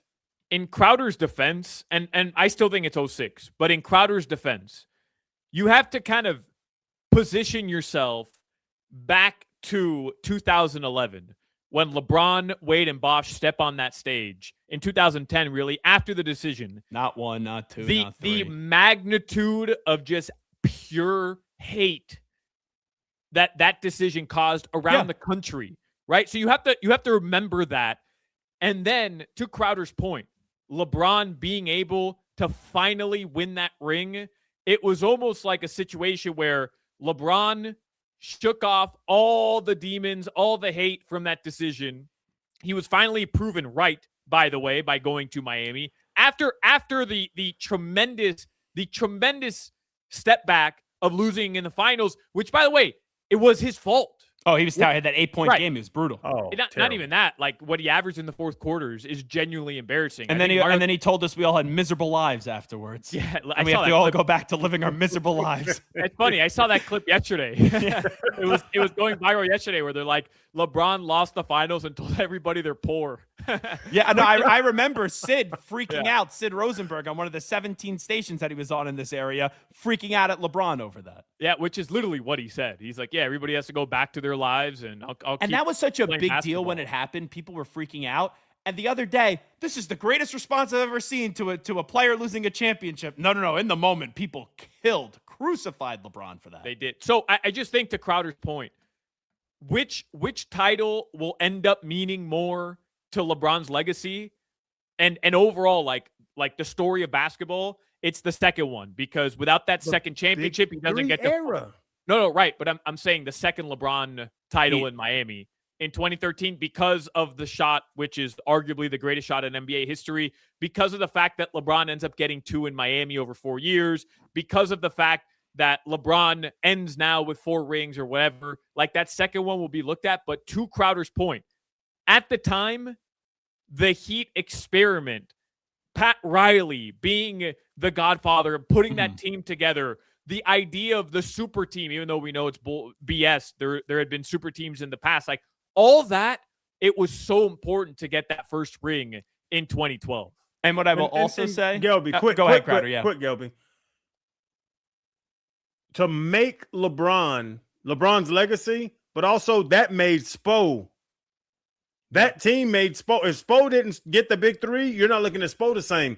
You're not looking at Pat Riley like the GM he is and the basketball operations, whatever. And also, Gelb, this is what I do a lot on this show, and I know you listen. When you have a son and he has a son, and you're talking to your grandchild, your grandson one day about basketball, because all the Gelbs love basketball, are you bringing up the Shaq Wade championship to him when you're talking about it? Or are you bringing up the big 3 2012 championship? I'm going to talk about there's this player named LeBron James. He was the second greatest basketball player of all time. His most important championship ever, you're not going to like this answer, Solana, I'll tell you right now, was when he came back from down 3-1 and won a championship in Cleveland.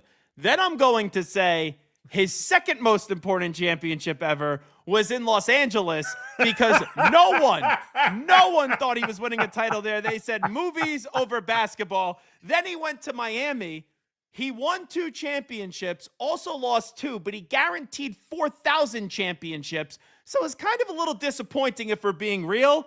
And yeah, I'm still going to say the Spurs were 3, and then the Thunder championship was 4. And if my son or my grandson ever said, but, Dad or Grandpa, why would you put the Spurs championship over OKC? Because the players on the Spurs were better, and Uncle Channing is just a dope, and he's always wrong. You know what? Your grandson's going to say, Uncle Channing told me this. I can't wait. I can't wait for that dinner. when I could tighten them up on the real situation. And then I'm going to say, well, what was in Uncle Channing's cup? He probably had a little special potion, and it makes him say stupid, erroneous things. It's Hochman, Crowder, and Solana. Danny Green's going to join us coming up at 4:25. We'll get his thoughts on the NBA Finals, also his thoughts on the direction of the Miami Heat. We're coming on back with more in 5 minutes. You're listening to the Hawk, Crowder, and Solana Show. And he kicks people in the penis.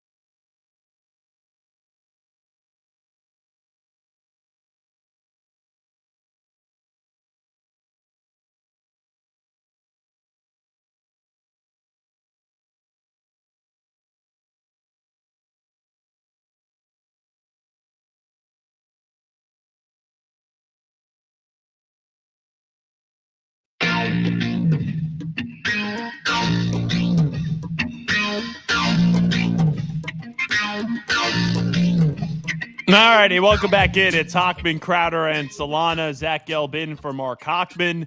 On this Monday, June 1st, Myles Garrett traded to the Rams. The big story today, we're still waiting to see if Giannis Antetokounmpo will be traded to the Miami Heat.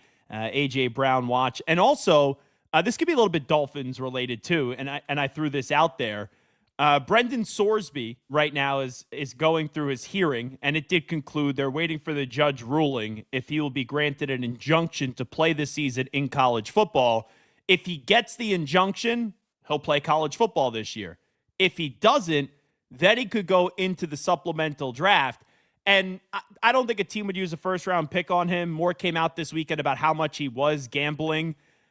Could you maybe use a second-round pick? And I think the Dolphins could be actually an attractive destination for him, where one, if you use a second-round pick or a third-round pick, it could maybe even be a third-round pick, and he ends up being a first-round quarterback. That's a steal for a third-round pick. But here's the other part, Crowder, that I thought of. Yeah. What happens if they draft him, and let's say they use a supplemental draft pick on him, and then he's here, and in this season, he barely plays. The Dolphins stink. They get the first or second pick. You could probably trade Sorsby and get back that second or third round pick. Like, remember when the Dolphins traded for Josh Rosen after 1 year of Josh Rosen being in Arizona? Yep. The Dolphins ended up giving a second round pick for him. So I would take a flyer on Sorsby, even though I don't love him as a player. And that's the thing, too. You brought up Sorsby. I didn't know about him. And then when you brought him up last week, or, whatever, earlier this week, I started looking into it, and it's a crazy story of what's going on with him, but he's a good quarterback. So it's a flyer. But like you're saying, is it a second-round flyer? Is it a third-round flyer? What can you do? But to your point, you get him, and you get him in the system and see what he can do. And the thing, even with Malik Willis, like, he hasn't played a lot of games in the NFL, but Hafley and Sully saw him, and they were like, okay, they went and gave him a nice contract. He's like $21 million a year. So they're going to evaluate you on practice and all of that stuff. So to have a guy that could be a top quarterback and get him with a 3 or a 2 is amazing. But then if you're terrible and you have a chance of getting Arch, or have a chance of getting Trinidad Chambliss, or have a chance of getting one of these top guys, that's going to be the decision for the GM to know. But why?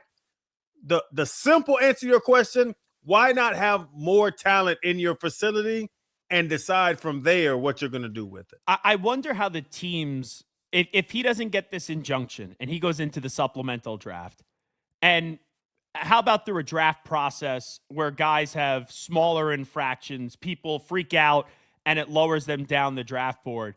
I wonder how many teams, because of the gambling stuff, would just totally say, we're not investing anything on him. Because Trey Wallace, who covers college football for Outkick, he had some numbers about what was actually going on over the weekend come out, because we knew he placed a bet or a few bets when he was on Indiana football to win when he wasn't even playing, and he was betting on other sports that weren't college football. But this was from over the weekend. Sorsby transferred at least $60,000 to friends to place bets on his behalf. At least 2,900 bets were placed while at Indiana for more than $30,000. From September to October 2022, he placed 40 bets on Indiana football, totaling at least $850. From October 22 to November 2023, Sorsby placed at least 50 bets on Indiana basketball, totaling more than $1,400. From September 2022 to December 2023, Sorsby placed 300 bets on college football, totaling at least $6,500. Sorsby also admitted he placed 1 or 2 of the 3 bets on Cincinnati hoops through his account for $3,500. And here is the damaging info, I think, because you wonder, when did he stop gambling? Well, he just got to Texas Tech. And when he was at Texas Tech, he sent $5,000 to a person who placed bets on NBA, MLB, and PGA for him. So I do wonder how many of these teams are just going to say, this is too much of a problem. Yes, I get it. He went to an inpatient facility for 35 days, but you're the quarterback. You're the face of the franchise. Since you did that, we can't even take the risk on you. I would say, just like I talk about Pete Rose, when the Pete Rose thing came out, Gelb, is he betting against his team and throwing games? At least not to what we know of, no. And if anything comes out that he was betting against a game that he could influence, Different I would look at that differently. Does he have a gambling problem? Yes. Because what you just rattled off, a lot of numbers. He has a gambling problem. But are you betting against something that you can influence would be my question. And also, let's be real about it. If you're not in a jail cell, and ultimately, if you have the talent, look at Deshaun Watson, all those things that were out there, he wasn't in a jail cell. The Cleveland Browns, well, they're a dumb organization, but they give up 3 first-round picks and then give him a fully guaranteed deal. And I look at Sorsby, I think he's good. I never watched him last year and said, oh, he was a top 10 player, but he has everything from a trait standpoint, enough mobility, a good arm that, yeah, if he didn't have this and he went through this season of college football, I could see him definitely being a first-round pick next year. You know what? I'll put myself in this, Gelb. I got down here in 05. In 06, when they drafted Shaq, because we were arguing. It's on my mind because we were arguing about it. In 06, when I went personally and started watching Miami Heat and watching Shaq and Wade and them boys, I knew they could play ball. Mm-hmm. If I placed a bet, and as a Dolphin player, on the Heat future of winning the championship, what does that have to do with me? Like, what does that have to do with the NFL? It doesn't, but the rules in college are you can't bet on professional or collegiate sports. If they have a championship right in the college division, I think it is, then you can't bet on it for the pros. I agree with you. Like, if he's betting on, as long as he's not betting on college football, if he's betting on the Cincinnati Reds, if he's betting on the Miami Heat, if he's betting on Scotty Scheffler to go win a Masters, that doesn't bother me. But the rules are the rules, and I get the hypocrisy. All these leagues and the NCAA, they make a crap ton of money on betting. But as a player, you can't do that. And he violated it. And how many times do people do minor things and then their draft stock tanks because teams can't trust them? Ultimately, it's going to come down to how many teams will trust him with an issue that is still a problem for him that has led to this. And that's what I was saying. He has a gambling problem. Yeah. And that I think that's what it'll get back to. He has a gambling problem. Was he betting against his team? Did he know a running back was hurt and took his under? Like, you can use inside information. It's like the stock market, the insider trading. Yeah. If he's insider trading, I look at it funny. You said he was betting on basketball. Like, if you can prove to me that his roommate had a hamstring injury, nobody knew about it, then I look at it different. If he has a gambling problem, I do look at that differently. But I'm not saying he's trying to insider trade on it. Sure. And that's the part of it. But honestly, I would say my evaluation, I would look at his film and say, damn, he can play quarterback. Let's see what we can do. We'll get him help when he gets here. And I don't think I'm being naive. I think that's what other teams I think that's what NFL teams would say. Can he throw that ball? Can he throw the 15-yard out? Can he figure out how to get this offense down? Is he a threat in the run game?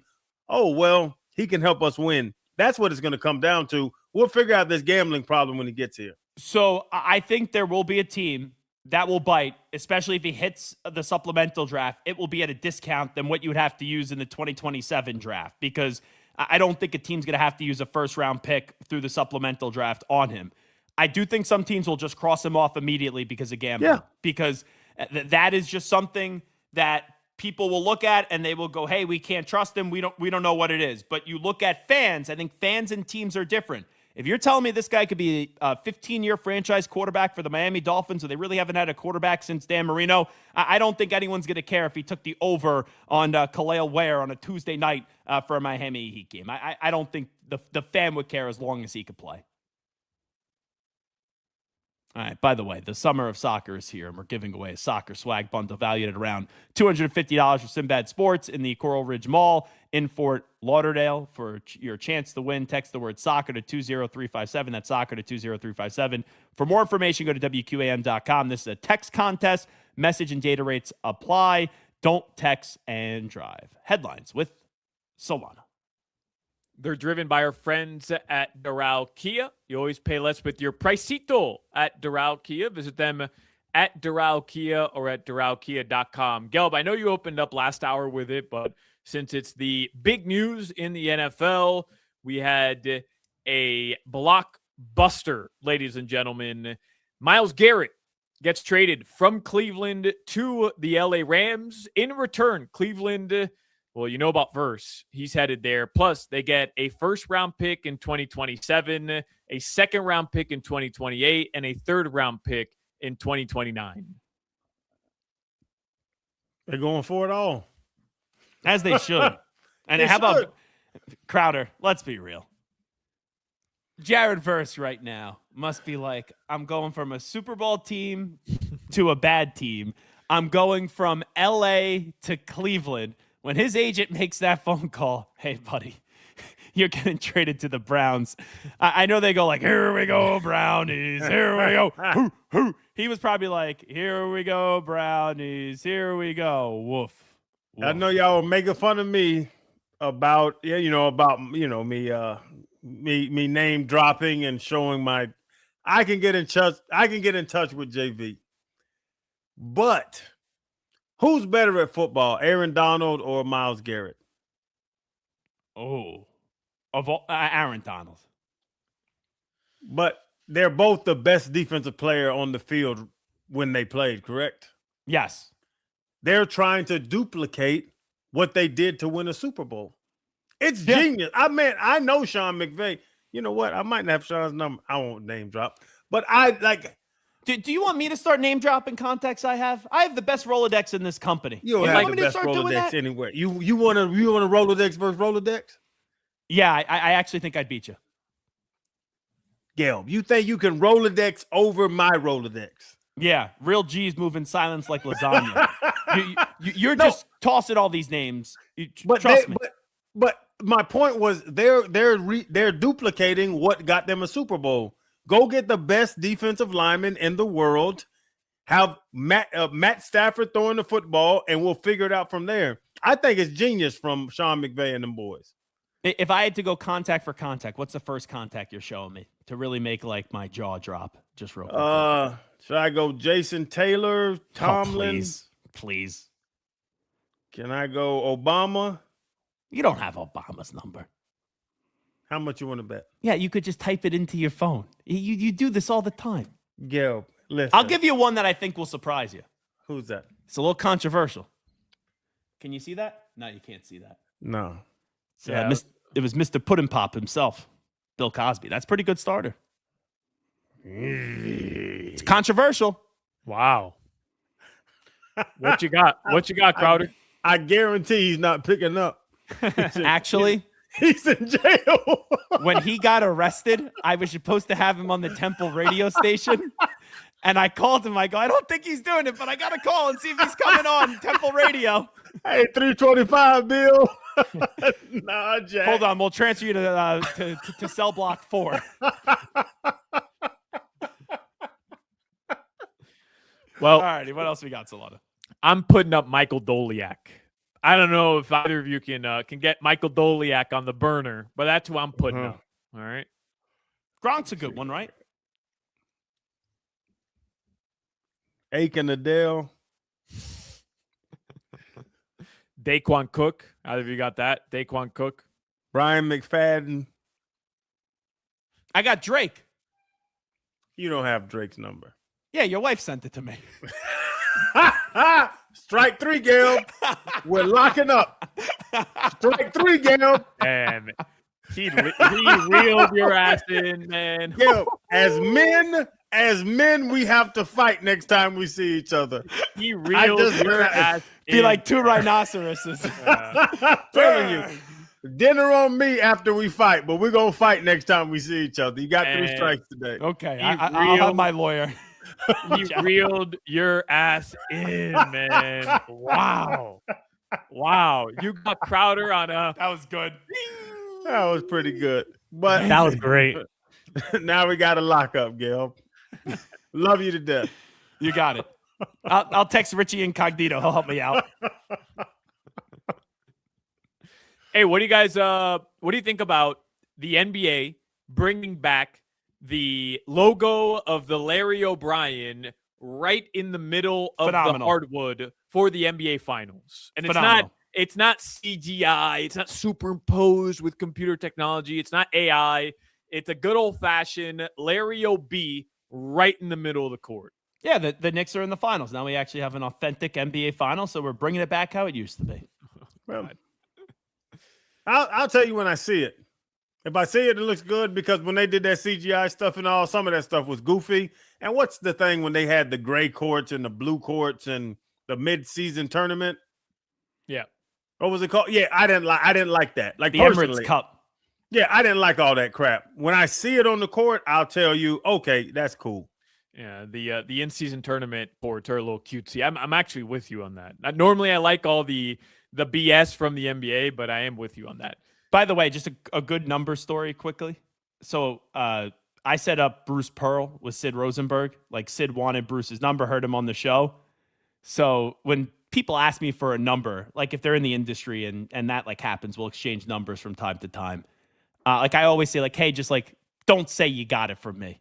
So when I said that to Sid about Bruce Pearl, he goes, Zachy, I got Donald Trump's number. I got the president's number. I'm not really concerned if Bruce Pearl wonders how I got his number. I got Bruce Smith's number. It's a good one. 200 sacks. Yeah. Never heard of him. You don't know who Bruce Smith is? Oh my God, he's one of the greatest defensive players of all time. Really? You really don't know who Bruce Smith is? Yeah, he literally had 200 sacks in his career. Yeah, maybe he should have had 201. Then maybe I would have heard of him.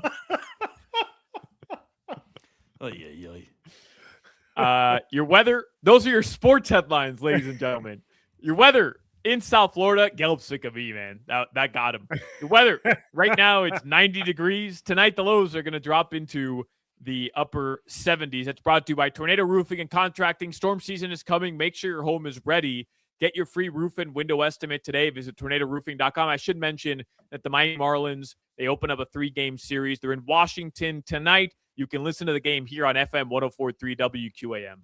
Aaron Donald would be a good number, right, Crowder?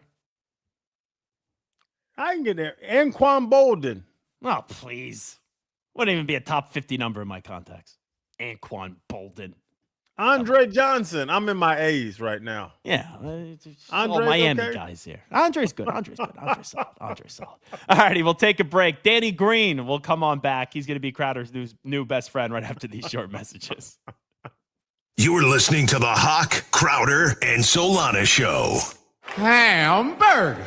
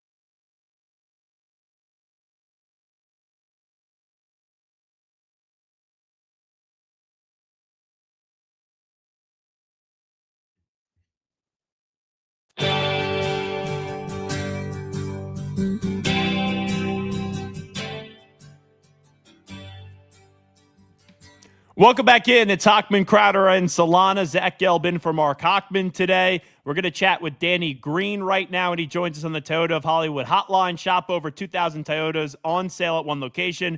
Toyota of Hollywood on 441 between Hollywood and Sheridan. ToyotaofHollywood.com. Danny Green, appreciate the time. How are you? I'm good. How you guys doing, man? Appreciate you having me on.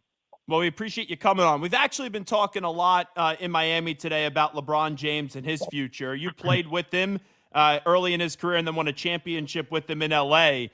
The future of LeBron, with all these rumors of him staying with the Lakers, maybe going to Cleveland, maybe coming back to Miami, going to Golden State. I feel like there's a new rumor each day. What are your thoughts on the matter? Again, there's a lot of talks. We don't know. I don't think he knows for sure. He has an idea. But I think he wants to end up back in L.A. I think he wants to be in L.A., but that may not happen. And so we'll see come July 1st. I honestly predicted before, and I still think it can happen. Cleveland would love to have him back for his farewell year, and I think they'll be able to give him more than, or they'll put more on the table than the Lakers will offer him. That's my just guess. And Danny, talking about like they talk about the legacy of people and all that stuff, and we've talked about everybody. You know, LeBron's the center of basketball. When we talk about that, bro, like the legacy of it, like him going back to Cleveland again, and he has the school there and all that. When he left Miami, went back there with Kyrie and won it. Like the legacy side of it. If you were Big Bro and he asked you, what would you think the legacy side of it would look like? Where should he go? When I'm telling my grandson about it. Yeah, I mean, for me, that's why I chose Cleveland. I think Cleveland makes the most sense for his legacy if he leaves L.A. I don't see him going anywhere else. It doesn't look right. It feels weird, him being another jersey outside of a Laker or a Cleveland Cavaliers uniform. I don't see him going back to Miami. So I think it's either between the Lakers and Cleveland, honestly, for him to finish off his career. That's the legacy for me standpoint. But for him, again, you never know. He might want to do a farewell tour, where he just wants to have fun. He might be in a city wants to give him everything, or where they can just have the whole season about him. And the teams that he may be looking at or searching for may not want to do that. So, but I think it makes the most sense either of those two cities where his legacy will, carry on or be left better in those uniforms. And DG, what they get on me all the time. I'm an old curmudgeonous dude. The farewell tours. How do you feel about the farewell tours where they want everybody to clap for him and all that stuff, man? Because I'm not a fan, bro. Go play ball. Well, LeBron doesn't want it supposedly, right? I just like on both sides. Like I think guys want it. I think guys want it, but then like it looks funny to old curmudgeonous, sports fans like me.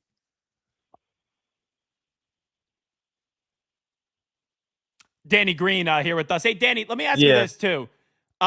Where were you the night of the decision? Like, what do you remember when LeBron announced that he was going to take his talents to South Beach? I was in the locker room. I was in Cleveland. I was a rookie coming off my rookie year, going into our second year, waiting for Summer League. So we're all in the Cleveland Cavaliers facility. I was in the cold tub. We're all watching to see if he's going to come back. Is he going to stay? Or is he going somewhere? So I was watching the cold tub with the rest of the guys that were still in town. And it was a surprising night. It was kind of awkward. It was weird. But I'm also with you guys on I think most players want the farewell thing. He said, I don't think he doesn't want it. He definitely wants it, but he deserves it, man. He puts in 23 years. I don't think he should have to say I need to be celebrated, but people will celebrate him anyway, as they should. So he deserves that farewell, that last year, to be the right way. But Danny, I find it funny because I'm with you, by the way. Like I'm with everything you're saying in terms of he deserves the farewell tour, 23 years, unbelievable. All that stuff is true. But why do I feel like everybody's just putting LeBron in a position where, this is going to end up being his last year? I kind of think because he could play another 2 or 3 more years. Like the way he's playing, if he wanted to, he could play another 2 more years. And every year he proves me wrong. He proves everybody else wrong. I think, this has got to be it. This has got to be it. And he keeps coming back. So, I won't put that out of question. Like, that's definitely in the question where he could play another year after next year. But I'd like to think after 24, this is 23. Now, that 24th year, I don't see him want to do – he loves the process. He's passionate about it. He obsesses over the game. But at some point, man, it's got to become tiresome for your mind, body, and spirit to get up every day and to prove or do something you have nothing else left to prove on in that space. So I think his body, his mind, if he takes the off season and he stops, it's harder to get back into the flow when you stop as you get older. You guys know this.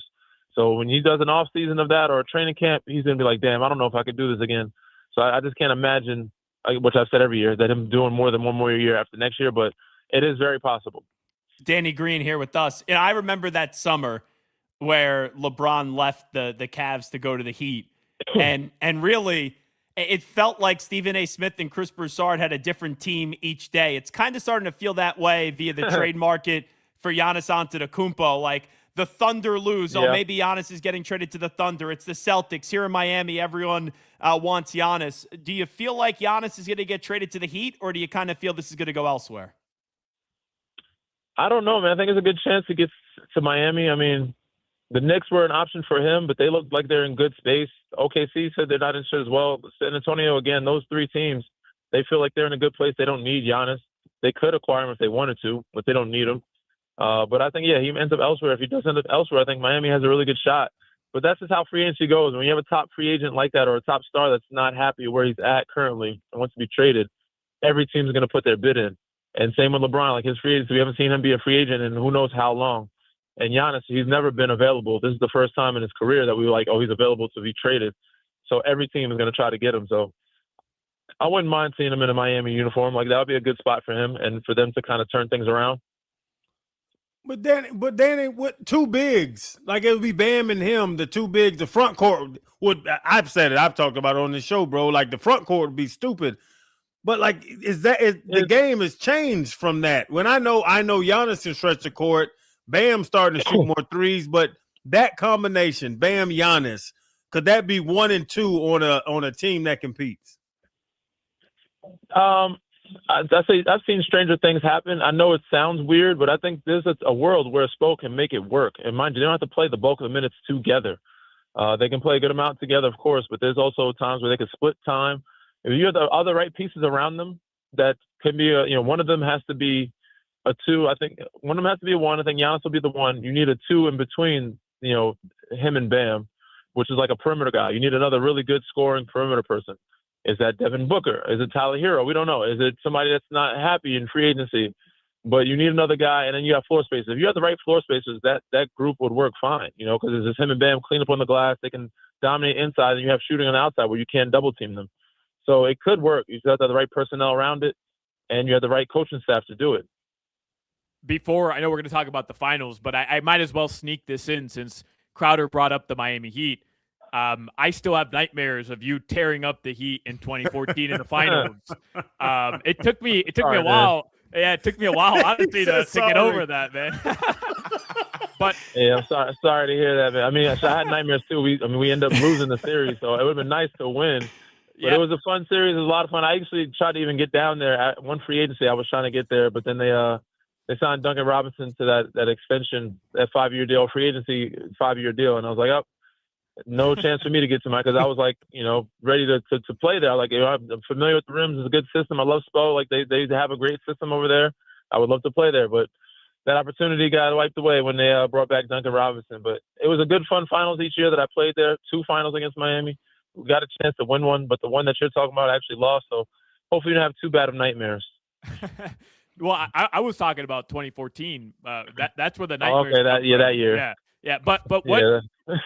Not to take you down, the path of having to remember that 2013 series, but what can you say about the aftermath of that? Like, when it's summer and you and the rest of that team, right? Pop, Timmy, Manu, like. What do you like? What are the conversations like when it was that close and it was there, right? Like, you guys had it. What are the conversations like that off season? Man, I'd imagine. I was just talking about this today on the show. I imagine OKC is going to have those conversations this summer, and I imagine the loser of this finals, whether it's the Knicks or San Antonio, are going to have those same conversations. It was just a tough, year of being in the film room. We got to get better. We got to get back there. The whole following year of getting back there was, dreadful. It was tough to endure, but it made it all worth it getting back to that place and being a team that can get it done. So, but the conversations are, we got to find ways to beat this team. This is the team we got to get over. I'm sure I can say, like, we got to beat the Spurs. We got to go through them to get there again. Spurs are gonna be like, oh, we got to beat OKC. We got to prepare for the Knicks. and vice versa. The Knicks on the East side, whoever's on the East, we got to beat the Spurs and OKC if they come out of the West. So each summer you got to find and make up your team and get better to beat the team that's the team. And I'm sure those teams that I mentioned are going to have the same conversation for us. It was like, we got to find a way to beat Miami. They're a great team. We were there. We had an opportunity to win 7 games. We should have beat them before that. It just didn't happen for us.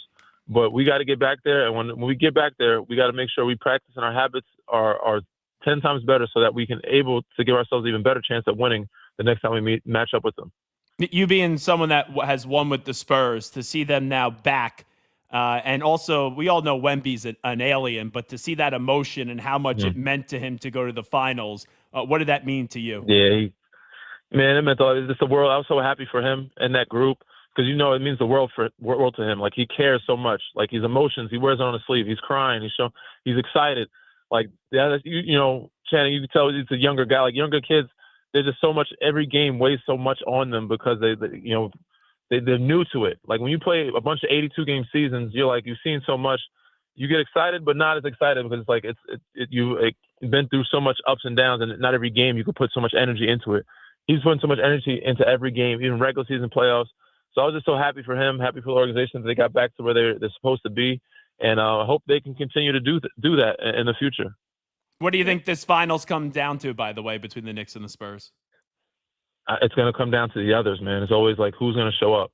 Is it more of the Knicks guys that are going to show up? Is it going to be Shamet, Deuce McBride, and Mikal Bridges, or is it going to be, Keldon Johnson, Vassell, and Shan Penny?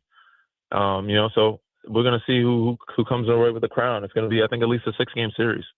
And DG, I was with Wemby, like, I always look for a cheat code, but he is crazy. He's about to be the face of the league for years. You know what I'm saying? But like, oh, for sure, he definitely is.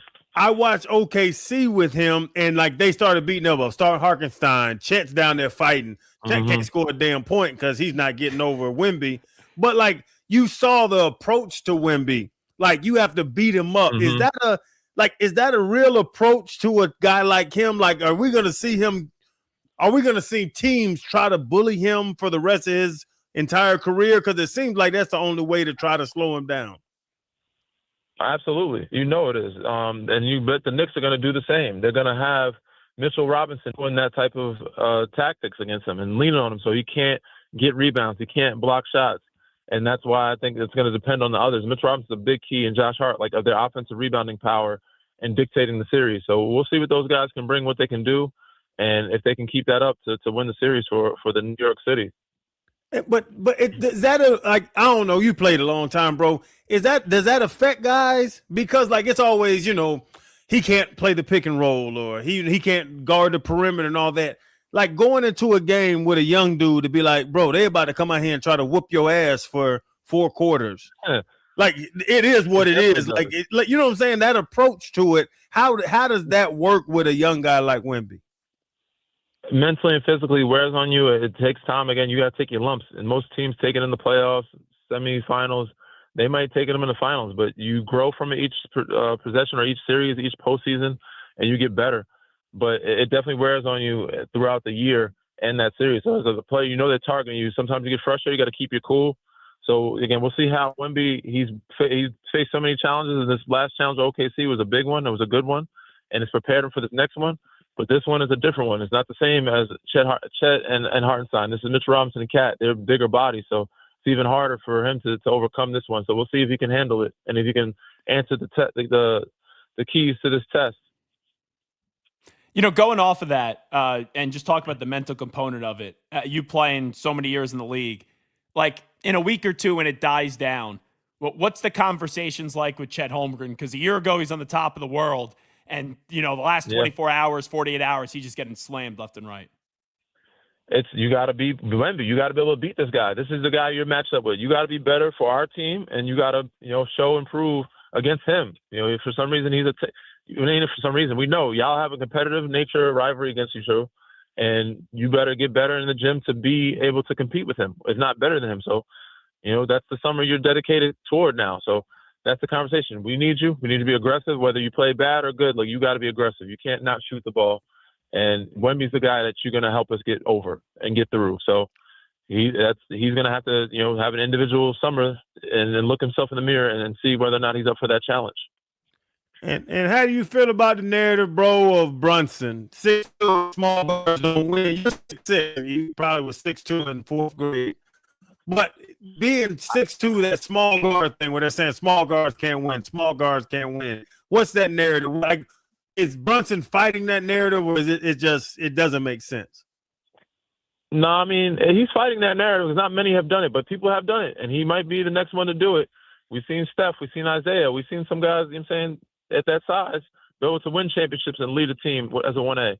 And he might be the next up. So he's going to come and show and prove. And if he does that, I think he can lead his team to victory because they're really good. It's not just him. And him taking a cut was the biggest thing, right? Him be able to take a pay cut and have those other guys be signed helped out their organization tremendously.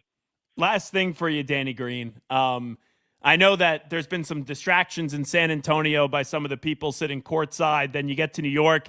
You got Chalamet and Jenner. You got Stiller and Spike Lee. Do you remember someone sitting courtside when you were playing that you were just like starstruck by? Yeah, usually in San Antonio, my first couple of years, it takes you some time to get over that. When you go to LA or New York, you see them.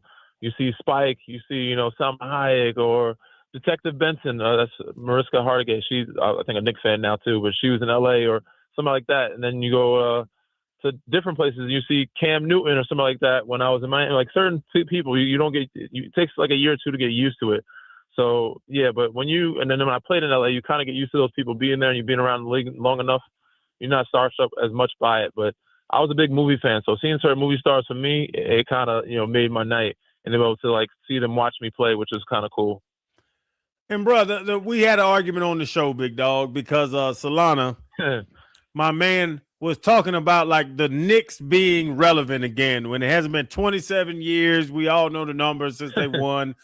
He was saying that the mecca of basketball, Madison Square Garden, doesn't mean anything. Talking about the fans, like when you play in the Garden, is it really what people say it is? Because I can't play a damn lick of basketball, bro. But they say the Garden is stupid. Yeah, and Danny, you could say Solana's an effing moron if you want, by the way. You could just say he's dumb and doesn't know what he's talking about. It's an experience, man, and it is a mecca, and it's a crazy place to play in, and it gets loud. I've got an opportunity to play one playoff series there when I was with the Cavs toward the end of my career, and, man, I was blown away by how the energy was in that building. And I played some really great franchises. San Antonio was great. Toronto's great. Like, the fans were amazing. Even L.A. and Philly, Memphis, Cleveland. But the Garden is a special place, and I said I'm biased because my San Antonio fans were amazing, and so was Toronto, like the two teams that don't really have other professional teams around them, and was able to win one there. But the Garden, it gets live in there, man. That building gets rocking and shaking. It's a little bit older. You might think it might come down if you're in there, and they start exploding when somebody makes a big shot. Yeah, Danny, of course you only played one playoff series there because that's my whole point. They never made the playoffs. The Knicks, goodness. My entire life, there's never been any and credit. Hey, Danny, credit to them now. Their run to the finals is legit. I'm not taking anything away from that. But my point historic, man. But my point is nothing meaningful has happened in that building since 1973, and everybody talks about it like it's the staple of basketball. I think San Antonio has a claim to fame. I think Los Angeles Staples Center, Crypto.com Arena has that claim to fame. The other Garden in Boston, like those are real buildings where championships are being raised. In Miami, nothing's happening in New York. Nothing's happening in New York. It's a special building, though, my man. You can't deny it. When you're in there, if you ever get to feel that energy. Again, I've been in LA, I've been in Boston. Boston's good too. LA got some fans, but some of those fans are spoiled. They've won so much. And it's a city that has a lot to do, a lot going on. New York's the same, but they're blue collar, man, just like Philly. They're in your face, they're bullies, they're not cyber bullies. A man that's played there. Can you now understand it? He's played there. He's actually been on the court, playing, shooting, winning, defense. He's telling you this. Yeah, no, I mean, it's a great building for Big East basketball. I think. You know what, Danny? My bad, Danny. People just hate the Knicks, my man. Yeah. It's all good. I didn't grow up a Knicks fan either, but I understand it. Some people just can't like the Knicks. I get it, man. And Danny, I'm not even denying it. I'm in full hater mode down here in Miami. We're throwing a parade when the Knicks lose down Bird Road here in Miami. If you're interested, sure they are. I'm sure if you're Boston interested, you let me know. Philly is. I'm sure all those cities are throwing parades when they lose, if they lose. So it's going to be fun, man. It's going to be a great series, though. I think we'll get at least 6 games of great basketball, high level, intense, physical. And you said Wemby in the Garden, man. It's going to be star studded. Danny, we won't make you listen to this jackass Solana anymore. We appreciate the time. Thanks so much for doing it. Appreciate you guys, man. You guys be safe. Enjoy the playoffs. There you go. Danny Green joining us right there on Hochman, Crowder. Solana, how you going to embarrass me in front of my friend? I think Danny Green loved me. And by the way, just call him Danny. We got it with the DG stuff, Crowder. DG. Like, just call him Danny. You didn't grow up like we grew up. That's how we talk. Yo, CC, what are we doing later tonight? Where are you at? I'm in New York. I don't know where you are, but ZG, CC, it flows like who? AS? Another sucker? Is that what it is? You better get a quick flight if we hanging out tonight. Yeah, I may be going home in a body bag, honestly. We're going to fight. We're fighting next time we talk. I'm not that concerned. Like, if it was 10 years ago, I'd be concerned. Now, Yeah. One little shot in the legs, you're done. I never just assume wins anymore, but we're both going to go to the hospital. Then we're going to go have dinner at Prime 112. That's fine. As long as the company pays for my medical bills, I have no problem. That will be the last day Channing Crowder works for WQAM. All righty. We're coming on back. Hochman, Crowder, and Solana. Zach Gelbin for Mark Hochman. If your garage door is outdated, damaged, or not hurricane ready, don't wait. Jimmy pulled the trigger too early on me. I wanted to tell him about Allied Doors, Jimbo. I wanted to let him know Allied Doors has been serving South Florida since 1966. That's 60 years of trusted family-owned service. If I'm calling you out, I'm sorry, but you know that person on the block. They have a beautiful home, well-kept yard, and the garage doors are garbage. Don't be that person. You got to call Allied Doors. Huge in-stock inventory, same-day service, custom impact-rated doors that are built to protect and upgrade your home. When I say protect, hurricane season is coming right now. It started today. It's June 1st. Protect your home, upgrade your home with Allied Doors, and you got to get the LiftMaster openers. They are the best. When I was a kid, I thought every garage door took 45 seconds to get up, and it made a bunch of noise. LiftMasters are the best. They are quiet, and they are efficient, built to perform. You got to give Allied Doors a call today, 954-942-8550. That's 942-8550, or visit allied-doors.com. Mention this ad. Your boy gonna watch out for you. $300 off when you mention this ad when you call Allied Doors. Don't wait. Hurricane season's here. Upgrade and protect your home with Allied Doors. You're listening to the Hawk, Crowder, and Solana Show. Are you wearing khakis right now, Joe?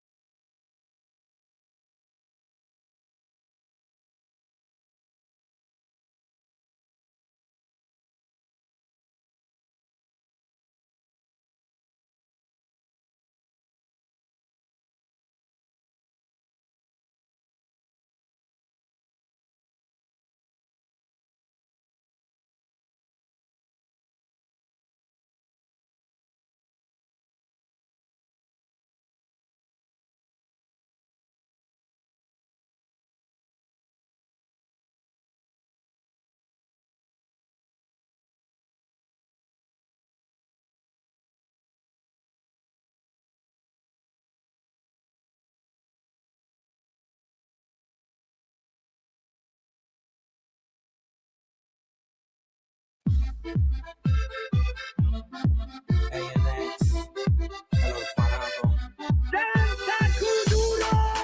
righty, welcome back in. It's Hochman, Crowder, and Solana. Zach Gelb in for Mark Hochman. I almost just coughed up a lung there, if I'm being honest. You want to know what I was doing during the break? I was eating some Italian bread and some pepperoni. By the way, you see Hawk is in Vegas. He's eating that avocado toast in Vegas. Like, can't you give it a rest and actually just go enjoy Las Vegas instead of this avocado toast that he has? No, but he got what he wanted, which is just to piss people off. He got you. Very, very well done by Hawk. He got you to be upset about it. Yeah, by the way, it's 5 o'clock Funky Buddha Happy Hour. It's brought to you by our friends at Funky Buddha Brewery. Good vibes on tap. Now, Crowder, this is a little bit of a safe space. You know, they bring me in to try to stir things up on the Hochman, Crowder, and Solana show. Man, you do. When Hawk is out. And I know you want to, just rip my heart out and just kill me right now because of that comment earlier about Drake. What do you think of the avocado toast by Hawk? Listen, man, like Solana just said, Hawk is he's gonna throw a lure every time, and if he gets somebody chasing it, he's gonna hook them.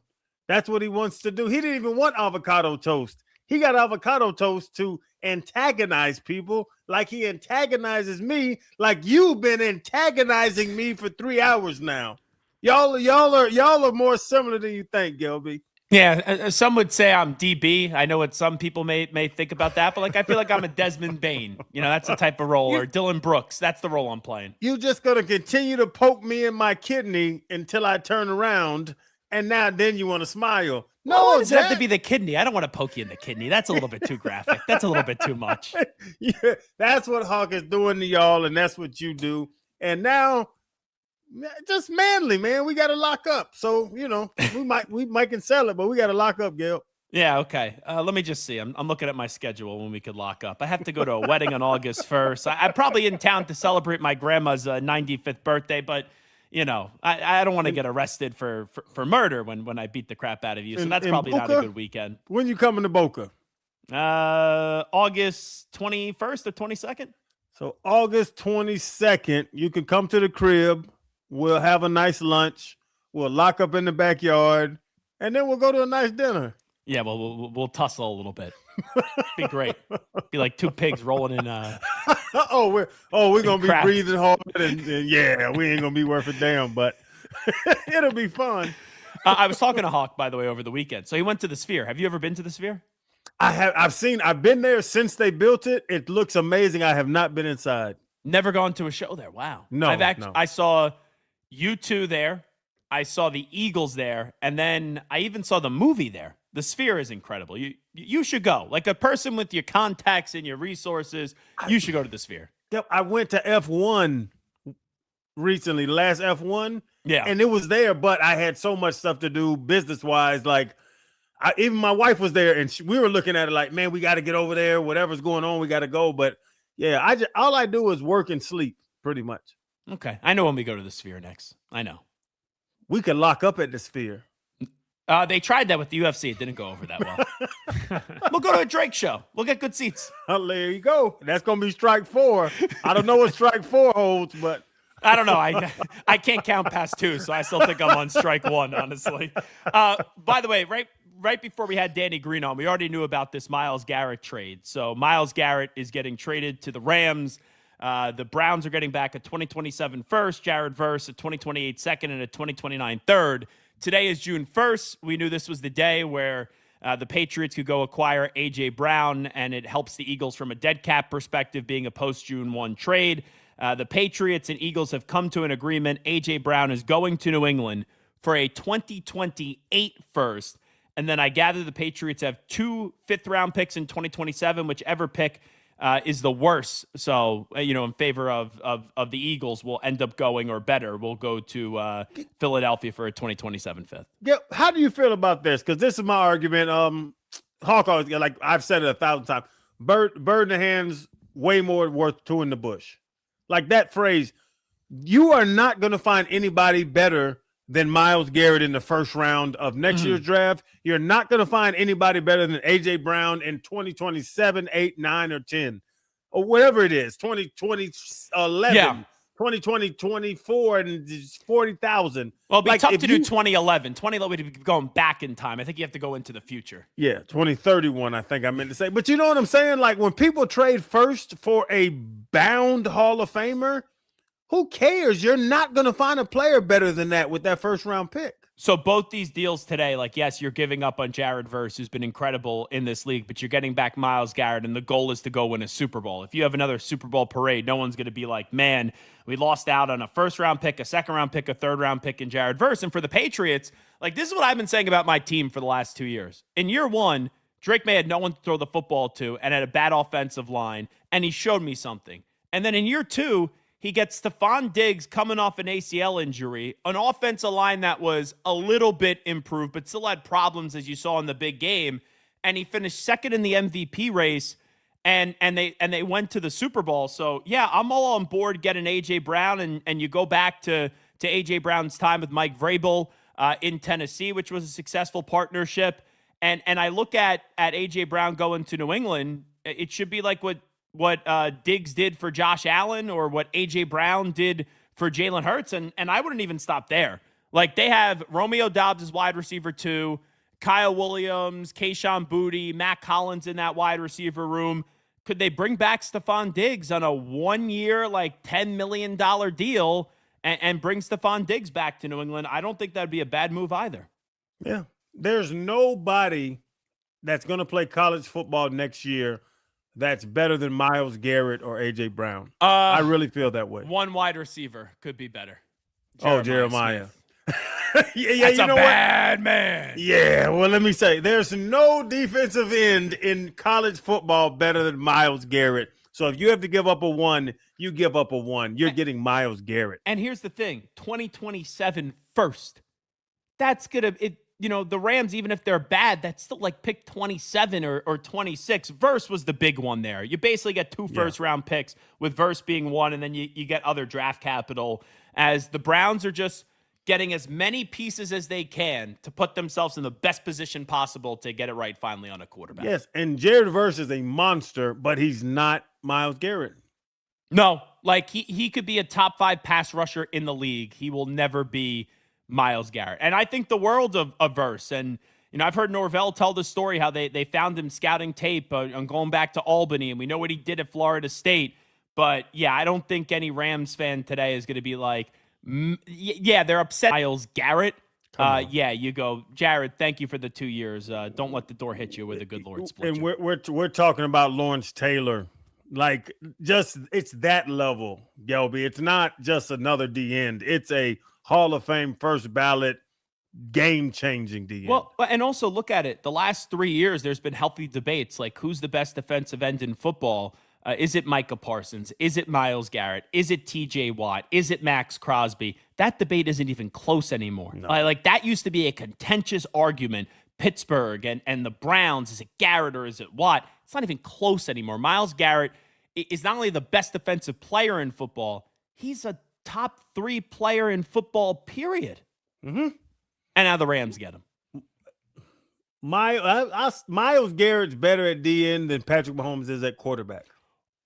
Oh, that's a take, but Mahomes' numbers have dipped, except Mahomes has the 3 Super Bowls. Yeah, last year, you know what? Who had a better season? Myles Garrett did have a better season than Patrick Mahomes. No, like, if you want to talk like the Joe Montanas and the guys back in the day, Lawrence Taylor was better at his job than all those Hall of Fame quarterbacks you want to bring up. Quarterback, they make a difference. They make a bigger difference in the game. Yeah. But if you tell me that if you want to go get the quarterback, and I could put Myles Garrett over here, sorry, he is going to do a better job than if you tell me that I have to go get a touchdown. No. So Solana shakes his head. Solana, yes. And at first my eyes are about to pop out of my head. But there's no doubt the best defensive player in football right now is Myles Garrett. For quarterback, I can make the case for Josh Allen over Mahomes. That is there. Now, who's more important? That's different, because teams would take the quarterback over the defensive end 10 times out of 10. If I have to redraft the league, I'm taking Patrick Mahomes number 1 overall. But am I better at my job? You can't compare a trash man to a bagger. Am I better at my job of what I do? Myles Garrett, it might be the best player at his job in the entire world. And I don't want what I'm going to say to diminish Myles Garrett. Myles Garrett, first ballot Hall of Famer, best defensive player in the world. I'm not taking anything away from what I'm about to say from Myles Garrett. But on every single possession, there are more players in the NFL at defensive end, at his position, or just defensive line, that on any given possession can impact that possession itself as close as Myles Garrett does on any given possession. What Patrick Mahomes can do on one possession, only a handful of guys in the league can do. Period. I'm saying, and no, Gilbert just said it. More important to a team, 100% quarterback. Better at my job. No, I don't think so. I don't think Patrick Mahomes is better at quarterback than Myles Garrett is at defensive end. 100%.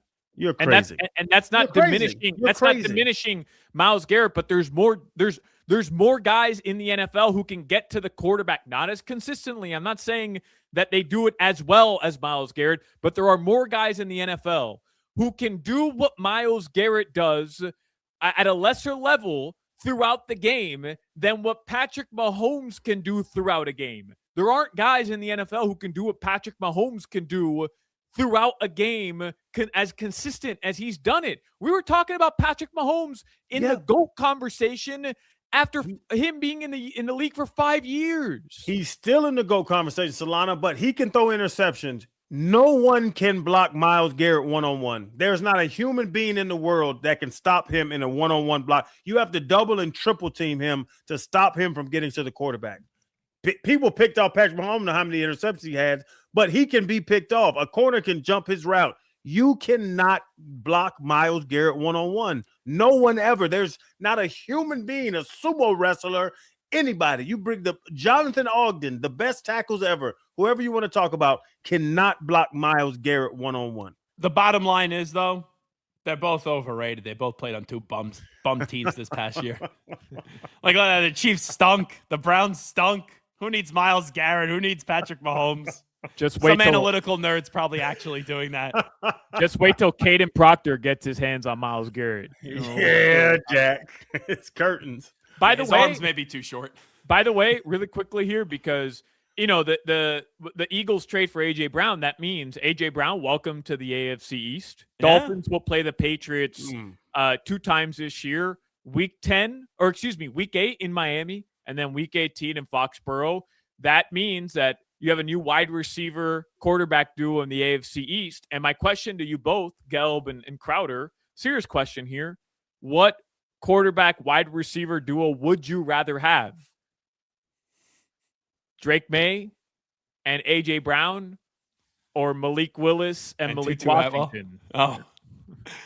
I think I'm going to go with Malik Willis. All based off the potential. Crowder? I'm going with Josh Allen and them. And DJ Moore? No. Josh Allen and DJ Moore? No, not better than Drake May and AJ Yes, Brown. Josh Allen's better than Drake May. DJ Moore and AJ Brown are equal. No, AJ Brown's better. AJ Brown he's better than DJ Moore. That far, like just walk away. Man, did Josh Allen win the did he win the division last year? Did he come runner up in the MVP? Gelby, I know you're a Patriot fan, but you know that Josh Allen is way better than Drake May. I don't know if he's way better, but yes, right now in his career, he's better. I'm being facetious a little bit. Way better? Of course he's way better. His second year in the league, Drake May, his first full season as a starter, finished second in the MVP. Yeah, and he put up 9 points in the AFC Championship game. Against did Josh Allen ever make a Super Bowl? How many times are we going to see this guy choke? Josh Allen isn't extremely better than Drake May. He's better.